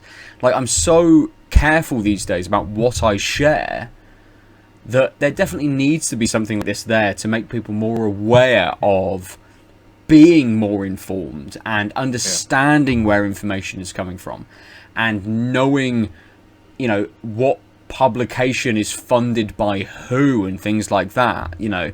And people just going like, oh, I'll just share this thing, and not realizing that it's been funded by someone or a group of people who very much want you to think in this very certain way, you know. People don't know about this sort of shit. No. I mean, so, and even like trusted websites, people don't know, oh, this one slants this the other way, and it's very. I mean, you get that with like maybe the Guardian. No, but it's like some people have read the Guardian their entire life. Oh, what, really? And they're just like, because they would have read that, and it's like you can't tell sometimes. It's like, you know, if you're coming from an outsider, it's like, oh yeah, this is definitely right leaning or left leaning, like fair. But if it's like, oh yeah, I've been reading that all, it's like, as you say, boomers. They're not going to be. But I mean, any if you grew up wiser looking the Guardian sometimes. as the slightly left / intellectual UK thing, and the Daily Mail being the right wing sort of. Nobody more reads common... the Daily Mail for anything but celebrity. Yes, old news. people read the Daily Mail. All of the old people read for the Daily actual Mail. news. Yes. Other That's the than big celebrity problem. news? That is how like everyone over 60 is informed about news these days. Because Daily the Guardian Mail, is mate. for pretentious people, etc. But like, Yeah. but when you contrast that with like the Independent and I thought and people just wanted Breitbart, to which know both who look polished, Channing they have Tatum no is barometer, girlfriend. right? Like when you grew up with newspapers and they both had to like be somewhat center appealed because they still had to sell enough subscriptions, such that like obviously they're not the same, but they're close-ish. But then you have things like Breitbart, which is doesn't like. They don't want, like, they won't have an agenda, and they have external funding. The point is to say things in a Daily Mail-esque way that are way more reactionary. And the tone similarities convince people. Exactly. And a clever way to pull you in, to relate you to the story as well. Yeah. But, like, there's people who read, like, The Independent and these other, like, far-left rags, which are just as raggy in the sense of, I'm not trying to be... I'm being a disingenuous journalist. I'm trying to spin a thing in a way because I think my ideology is better, and because both these exist, people are now just like both sides, and it's like, well, but not really. So something like this, which is what, experience would work quite well for like us, for those of us that are slightly informed as part of our kind of our wider experience, our wider reading. Like, I'm currently absolutely churning through this for everyone who can actually see. Can you read the title out loud for the audio listeners? Yes, I'm currently reading Dark Money: How a Secretive Group of Billionaires is Trying to Buy Political Control in the US, and it's one of the most fucking interesting books I've ever read. But looks like a grown-up book. It doesn't even have any pretty pictures on the front. I'm like, but I can see how this technological experience, this interactive experience, would work well with for someone like me, who is already thinking about this kind of thing. But just giving it to the standard kind of person who just plays a little bit of Call of Duty every now and again, who plays a little bit of FIFA every now and again. The gaminess of it, right? Yeah, I don't know. Kind of, it seems good on paper, but it's hard to see where it fits for a very niche audience, very niche. Yeah, and as soon as you admit that it's for a niche audience, like, well, how fucking much does this niche audience need to be told sources are? Like, I'm not saying we can't learn anything from it. Like, I'm not pretending like I know all the things, but I'm just saying, like, the aim seems to be, God, we need to fix this, and then it's like, but this particular path, how much will this actually fix it? I'm not. Yeah, I'll just take the nihilistic point of view where the generation before Games us don't need exist. to die now. They need to die out, and we need to die out, and probably the generation after us. Well, the they'll- problem is we're all going to die out. Hence they'll the problem of climate change. well, it's for the better, mate. Yeah, start again. We're Raise running it. out of giraffes. The world is running out of giraffes. And elephants That's a and shame. rhinos. But if it You know, but takes, the giraffes if it takes, got put on the if it endangered takes the humans out, then for the greater good at the end of the day. Hey, at least a load of people will be able to sail around on the Titanic with absolutely no worry about icebergs anywhere. No. Because there are fucking 2022, none. right? There's none. There are still icebergs, there are still nuns, and the Titanic 2, made to spec, isn't out for another few years. Titanic Yes. 2. What? They're Yes. rebuilding the The Titanic. boat, the real boat, they're rebuilding it like, They're rebuilding it inch from for inch. the old scrap? Oh, or just No, no. They've taken the original. Some Blueprints crazy rich and- people have taken the blueprints and have started constructing another Titanic, and have committed that its maiden voyage will be the exact same route. But as Ben pointed out, and as many people on Twitter pointed out, it doesn't have the risks because we don't have them icebergs no mo. Well, They're gone. all that ridiculous amount of money spent will not go down. Hey, the welcome to late stage capitalism. Where Oh, you spend yeah. money because why not? This is a complete flight of fancy for just one random bloke. It's like, I got all the fucking money. Right, I just yeah. rebuild the Something Titanic. better, Fuck it. You know, just rebuild some icebergs for them poor goddamn polar bears instead. Yeah, rather There's than no technology funding. that can rebuild icebergs because the Jesus. world's getting warmer. So To they'll be honest, I was like praising the sun gods and greeting global warming, considering it was like I could tan today. So there you go. Like yes, Is Apollo your 39 favorite god degrees. from the pantheon? did any of you play Apotheon? That was Yes. a good I game. did, yeah. I think that's that's I a a liked really the art. excellent game. I didn't love think that. the gameplay was okay. The game, But the I definitely combat was talked like about it on the pod. But I think Ah. this was back when Alex Malpass and It not was Lucy. before Yeah, my this is a long time ago, Yes. yeah. Yeah, It was before like my that time. two-tone black and orange. Yeah, like it looked like a Aesthetic to it. Grecian pot. Yes. It was an earn platformer. Hey. I thought it was I so really underrated. like that. It was really good. It was a Metroidvania. Yeah, you turned into a as well. giant fucking Yeah. bee Yeah, at but one you were point and smashed you another were giant still bee. basically on an urn. It was just the slightly Yeah, big. and you could be like Dionysus and just get You have to drunk. throw all day. spears and I- shit like that. I think I had that on. I guess it must have been PlayStation Plus right when I first got I had my PlayStation PS4. Plus too, yeah. Yeah, I that's probably really how like I that played. game. Yeah, Fuck, let's all play that and talk about it next week. To be I would. You know, I was so Topical. tempted to get it on like Steam because I was no, like, but it definitely. I don't have it on Yeah. PlayStation anymore, so it's like Wait, I oh, like this right, game. yeah. Yeah, with my subscription lapsed, so Yeah. it's like Yeah. I should just buy it. on You're both in the exact same PlayStation boat.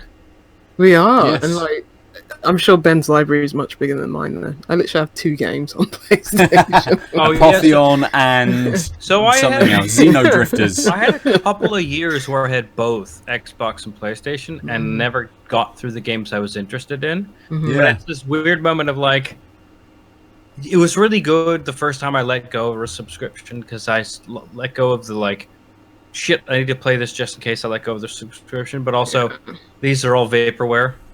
Like, Yeah. I never owned this game. It Yeah. didn't matter that I had Yeah. access to it. I Yeah. didn't have the I- time, and I'm not spending. I'm not going to continuously subscribe to all of the things. Yeah, Like, and One I of the reasons why I like the way Humble does it on the PC is they've got their Trove, which they Yeah, don't that's true. tell you what's in it really. So when you're a Humble monthly subscriber, you get access to the Trove, but they don't make a big deal of it. So you don't feel like this is what you're losing out by canceling your subscription. It's just a bonus of like 100 odd games, Mhm. and they're all like these interesting indie gems. yeah, and they And then the monthly is Unlock a it for permanent everybody. copy of the game. and we Yeah. unlock the Trove several months down the line for everybody as well. Mm. It's cool. Because I want that bird game. What's it called? A Short Hike. Saw a trailer for it again. Just this Yeah. bird. This little bird going around. I Flying. like birds. Nice. You should I am- have a look if it's on your Trove. Or your... I started Moonlighter up again today because I never- the I Between think I own a Worlds, game. Between Dimensions DLC is coming out, Yeah. and I'm in my shop. You know, as part of it, Wait, you're this is selling. the crawler that you upgrade in the shop? Yeah, dungeon crawler, which you then sell the wares Yeah, all the loot that drops in the shop. So I'm in the shop, and I'm working the shop, you know, selling loot that people want, and suddenly this motherfucking bird just flies in, and just tries to take some shit, and I'm like, fucking hell, all right, fucking, and you tumble, and you fight this bird, and it just flies off again. But in the non-fighting area of the game. Yeah, you don't fight. Yeah, you don't actually fight it. It's just a cloud of smoke and stuff happens in that cloud of smoke. Fucking Looney Tunes style. Yeah, very Looney Tunes style. Like, Nice. I'm like, wow. Okay, it's style. not. They've not just upgraded this game in terms of you know, new areas to explore and new dungeons to crawl and things. Actually, in the above world kind of shop management sort of stuff, they've done a load of things as well. And suddenly this guy who is a crocodile came in as well. Like, all right, fucking hell, crocodile guy, sure. And you know, they've added loads of stuff to this game. Good, just like Nice. the biggest complaint I heard about it was a little thin. Past the themed sort of dungeons and, you know, Well, obviously the so themed loot that I you think- get. Yes, yeah. it's the same sort of over and over again. But also, they- like, once you figure out the way the loot works, you kind of just like it's really easy to figure out how to min-max the items, and then you're not even playing the selling part well because you already Very sort of much. know. Exactly, So, and like- a lot of, you know, the price will always save as well. So when you put an item on sale in your shop, it will just populate with the last price you sold it at. So then you no longer need to do anything. And they seem to have balanced that a little bit more as well, because I had items on sale which people were then coming in and being like, nah, I don't want it at this price. Good, Like, 'cause, I mean, okay, sure. That's I what now I need to wanted from rework some things. Yeah, Yeah. It's a real exactly. economy. Because that was the Yeah. biggest problem with the original, was when I read the reports of basically you find the sweet spot, and now every time you get like Shield X, you're like, well, I know it's 20 quid. So there's like, Yep. okay, well now it's just busy work in between dungeons, not And- actual secondary gameplay. Completely, and very much. I was when I stopped playing the game. I'm in the last dungeon, and I was essentially giving all of the items to the assistant in the shop, and Giving she it was support. selling. Greedy capitalist. She was selling all of the items. And taking, I think, like a 20% cut or something like that. But it meant that I didn't need to be in the shop in the day. I could go out and do like another dungeon run during the daytime. Right. And the shop kind of gameplay, that management element, You just cut out entirely. I just got rid of it. Yeah. Well, that's why you hire people, man. Yeah, but like Yeah. the pull of this game was I'm a boss now, motherfucker. Yeah. gameplay loop, and then they were like, "What if we took away the secondary gameplay loop?" Yeah. I told you that was a fucking pro. It's That's like, what life is about. Did you It's quote very unquote much- finish the game? Yeah, it seems to have very much brought it No, back no, no, in. no. Like, I haven't finished the game. No, I'm still on the last dungeon. I haven't beaten the boss of the last dungeon. Once you do so, Work there in is then progress. another. There's a fifth door, but I don't know whether that is a themed dungeon or just another like a main boss. I don't know what that is after that fifth door. The DLC. so you're on the penultimate door. Yeah, I'm at the penultimate door, exactly. Going through that dungeon.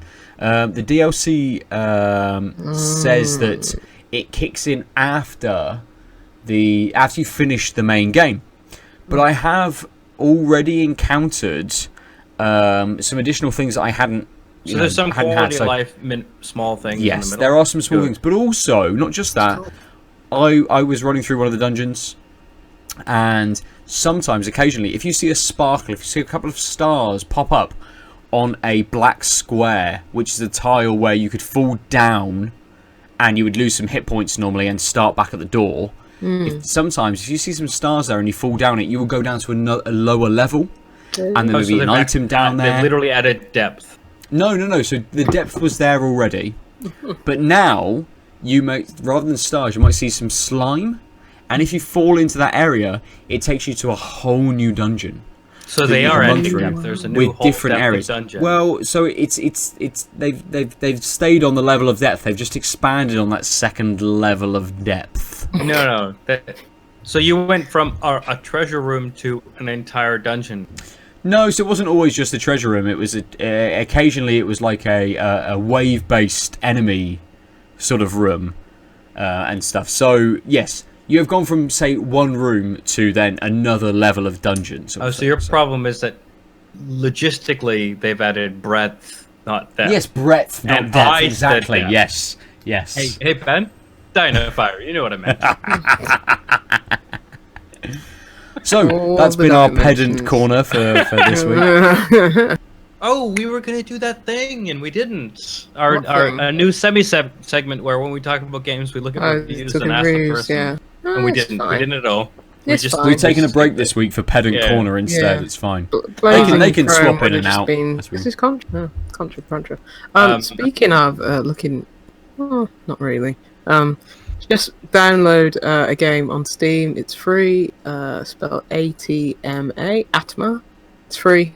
It's like 16 bits. I thought you meant like 80 when you said 80. Yeah, that's what I thought. 80. Oh, no. I was like, 80 miles. A delivery room simulators. TMA. It's a 16-bit like action adventure game. It just got really pretty art. I've only played like 5 minutes of it, but it's free. Yeah. Good. Looking it up. So, as a final thing for our listeners, go and do that. And now, listen to our favourite beers of the episode. Lucy, I'm going to come to you first, whilst Aadil was looking for Atma on his machine. Lucy. No, I just started Steam, so I wouldn't forget. Okay. All right. Okay. It's not my first rodeo. Yeah. Also, why are there not enough rodeo games? There's no rodeo games. Wasn't there one? There is one. It might have been on the Xbox. Like, you just, like, you know those like booking rodeo Morpha that you have like in like the you know, like in a arcade or something that just books you up. I'm sure there was like a Bucking Bronco game. Yeah, Bucking Bronco game. Is that part of California Games 2000? Jesus. I'm sure there's a game. I'm gonna find that game. Nice. Apparently it's like an hour long max. So like nice 16-bit like hyper light drifter art, puzzle and combat mechanics are interesting. Anyway, beer. I think on another day maybe this NLM from Wylam Track and North Brewing might have been my favourite.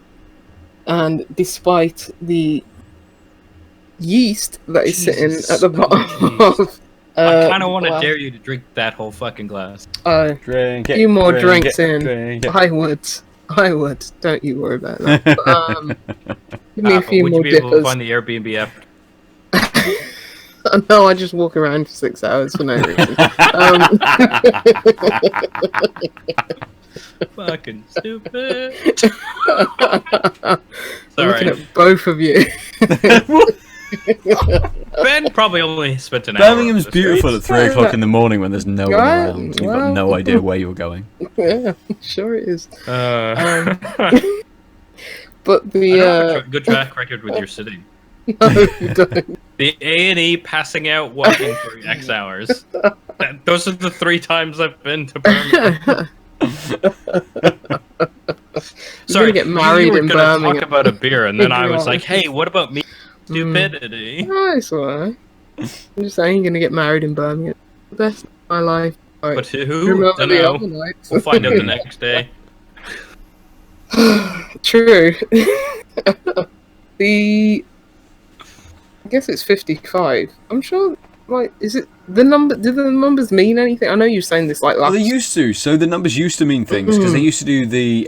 So Brew By Numbers always used to do the style as the first number. Right. Yeah. And then I don't know whether it was the batch or maybe not the batch, but at least a recipe perhaps. Oh, So okay. you know, it was either 01, which was a saison, Yeah. /01, which was a lemongrass saison, say, and then 02 would be a different kind of saison. Yeah. So that's what they always used to do. But that's now why I they had think to do the slashes, because they sort of ran out of that one space, right? And I think I Yeah. don't know if they have only had 10 styles, or whether they've now kind of realized that was just like, because like style inventory is 10, recipe inventory was 10. They ran out of that. They did these slashes, but they didn't quite mean as much. And I'm wondering They didn't when they think it moved had- the can, they were just like, what if we put numbers there? Because Yeah, whether 55 is now just a recipe, and then it tells you underneath what the style is, perhaps instead. Yeah. I don't know. I don't know how it works out now. Sure. Because it's got the batch number on here, which is Right. 0508. But anyway, yeah, like Bibliotech, they number theirs. But Yeah. Anyway, this is 55. But if anyone wants to pick it up, it's the red can. It's the only red, It's black black can can with for me. red. Yeah, with the red writing on it. And it is the double IPA, sour, cherry, and raspberry. And yeah, I'd say that's my favourite today. Nice. It was just more of the style that I wanted. It wasn't sour, like I wouldn't say sour at all. It was more sweet. It was very much the sweetness from the fruits rather than the sourness. So I probably would have preferred it to be more sour, especially on a day like this. But you know, the weather's going to take some responsibility for how I feel. But the NLM, it was just a bit too thick and dense and resinous, and it wasn't what I wanted today. I should have picked up. I wanted to go with Ben, and it's Ben's fault. He said that he it's it all might be my Ben's fault. Yes, I agree. But I agree with you that NLM might have picked up the recommendation on a different day, but it was just a bit too strict. It did get better as I drank it. It kind of it sat on the palate a little bit better. It didn't feel quite as sort of stewy at the end. You're getting a few more of the malts kick in towards the end, but the beer as such wasn't strong enough to overpower the previous beer. It just felt as a first kind of sip a very sort of like stewy, resinous, oily kind of thing, and yeah, it got better. It got better as I drank it. But the dry and bitter was, was really good from the off. And I've been drinking. I've had like 3 pilsners before we started. Oh, I see. But only like super light. You were talking about those pilsner, Aadil's pilsner being like 6.5%. The ones I've been drinking have only been like 4.5%. Yeah, I had 5% beers, about 4 of them. It's fine. Yeah. But the dry and bitter beer of the day. Shit. The dry and bitter was instantly really good. It was nice and fruity. It was lovely and dank at the end. It did and had a nice flow to it. And worked really kind of well, especially. I think is like with both of these beers, they're kind of the first instance of those beers. You're like, okay, I can see like the stages. The dry and bitter, Great Gig in the Sky. Towards the end, you're like, this beer flows really, really well, and it's a really nice beer. It's a really easy beer to drink, and it was so creamy, so smooth as well. That even at 8.5%, 8.5%, it gave a little bit of that, but it would have been so easy just to have gone on to another one of those and just have kept drinking that all night. Very, very nice. So it's like as with Lucy, the NLM for me is an easy second place, I think, this week. Yeah, but it's like one of those that could easily have taken the first place. Like, it could have. Yeah, a bit colder and like the right day for it, and it's a well-made beer. Like, You recommend it. It just wasn't first. Yes. Yeah. For sure. Yeah. It's not like those drinks where it's like this one, not this one. Yeah. I'm in a similar boat, in that I think both of these are really good summer beers. I think if it was slightly colder and I maybe did it first, I might have a slight, more positive reaction to the Cloudwater. I think I did sort of mention I didn't feel the resinous thing that they said in the flavor text. By the end, I definitely was seeing it. It was really nice when it was colder. It had the nice crispness of a Pilsner. It was super carbonated. It's a hot fucking day. That should just work. But you know what also works in hot days is I think I've just become like a Goza. Like they've turned me. Like I remember like a year and a half ago, I was like sours, Gozas. No, you know what? It's that tartness, especially when it's cold. and the fact that it ended a bit sweet and salty, like it just it worked. It made me really enjoy and feel refreshed by the beer. And there were more things going on. It was more consistently I was reaching for it, and not because it was drying me out or giving me a finish that I was like, I'd like to replace this taste. It was like, I want more of this beer. So yeah, the collective projects Goza with Guava 4.9%. It had a little more depth, but I really want to highlight that the Cloudwater and Modern Times Pilsner was one of the, it had both depth and breadth as a Pilsner, but it just didn't do as many things because that's kind of a limitation of being a Pilsner. Yeah, but style, if you want a Pilsner, I don't think you can go wrong with this beer. It gives, if you like sort of interesting taste in your beer, but you're looking for a Pilsner, this is one of those which, like I said before, doesn't change, doesn't sort of nominally do the style, but do enough differently that you're like, well, this is technically a Pilsner, but the reason why it's interesting is because all these departures from Pilsner. This was like, how do we make an interesting and sort of deeper and sort of more interesting taste curve, but retain the notion of a Pilsner? And it did it really, really well. But with the weather and the just general breadth of tastes, it's the collective projects versus the Cloudwater. It's collective projects. Yeah, they make some good beers. They do. I think that's why they're one of the few Canadians that consistently. Yeah. I think they were at the festival that I last went.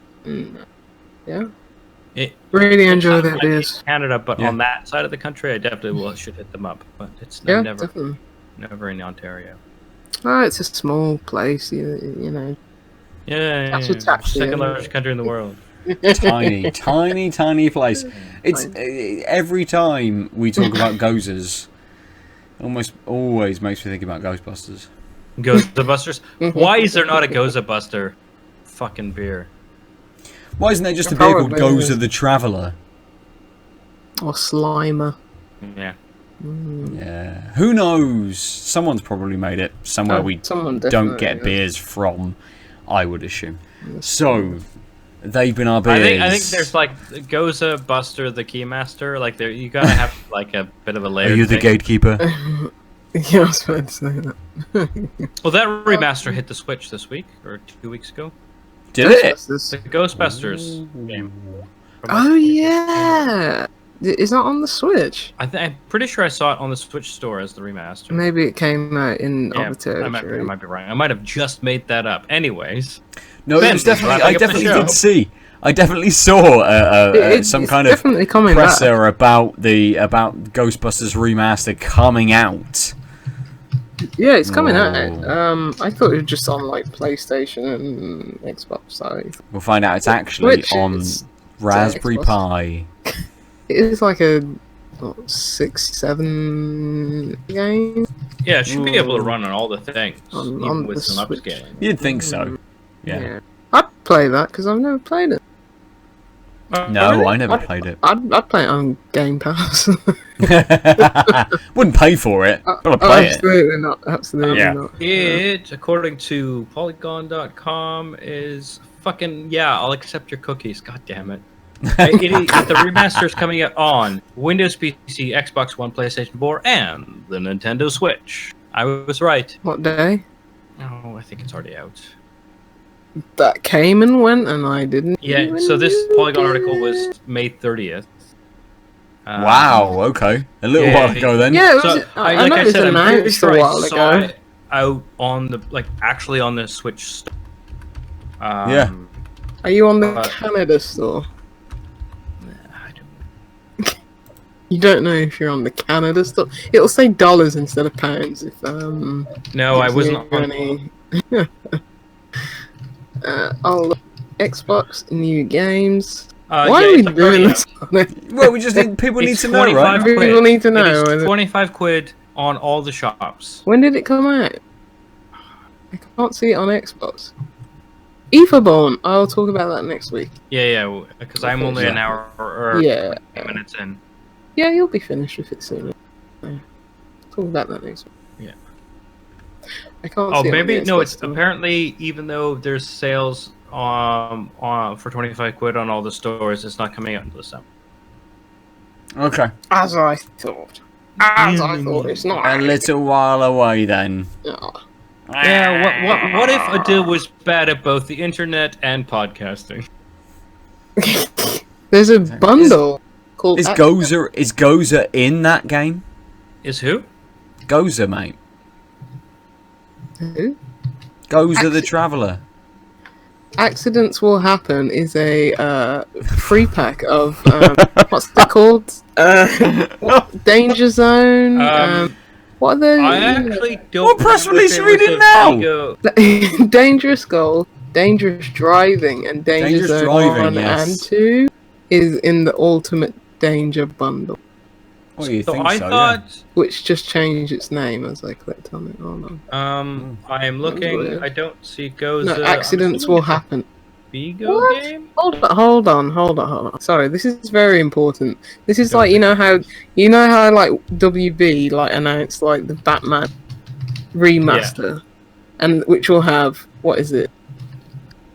Night, Asylum, and City. Even Yeah, though but not there was already Origins. no, not Origins.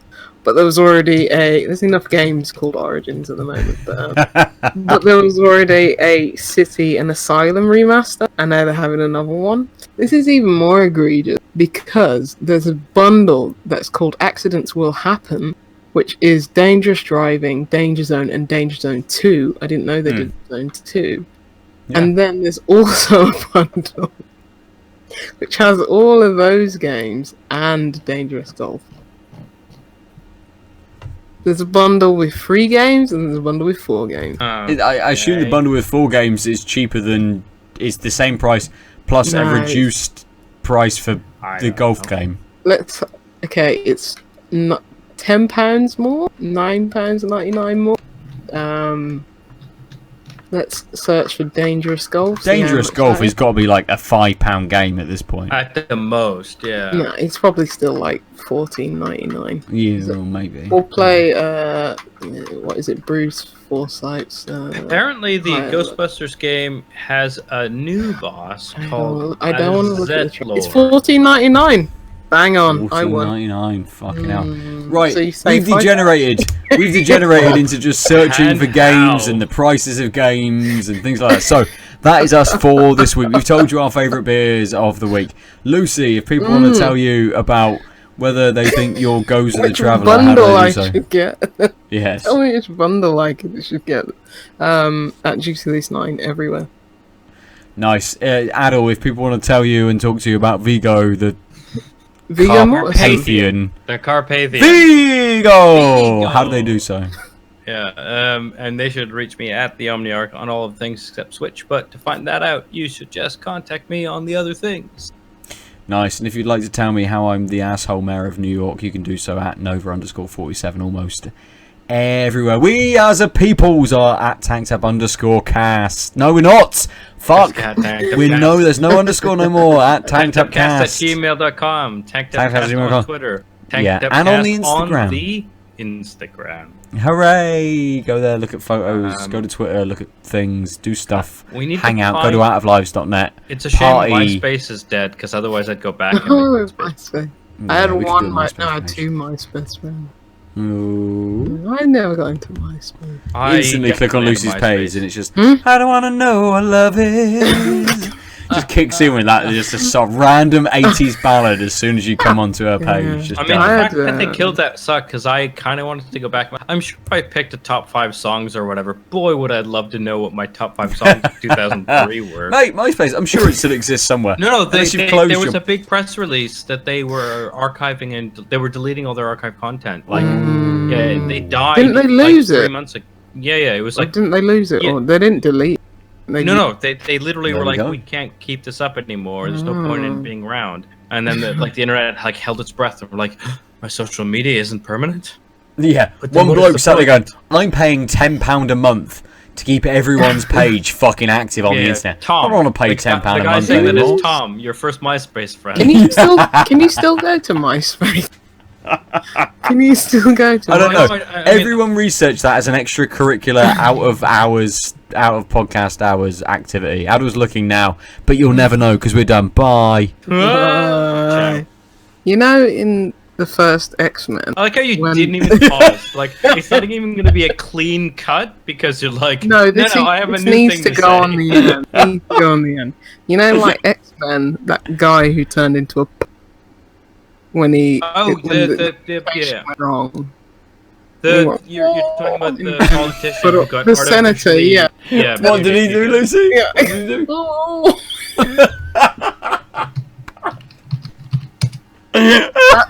That's how I feel. Is that the bloke that walked out of the sea? Yeah. The guy who got mutinized.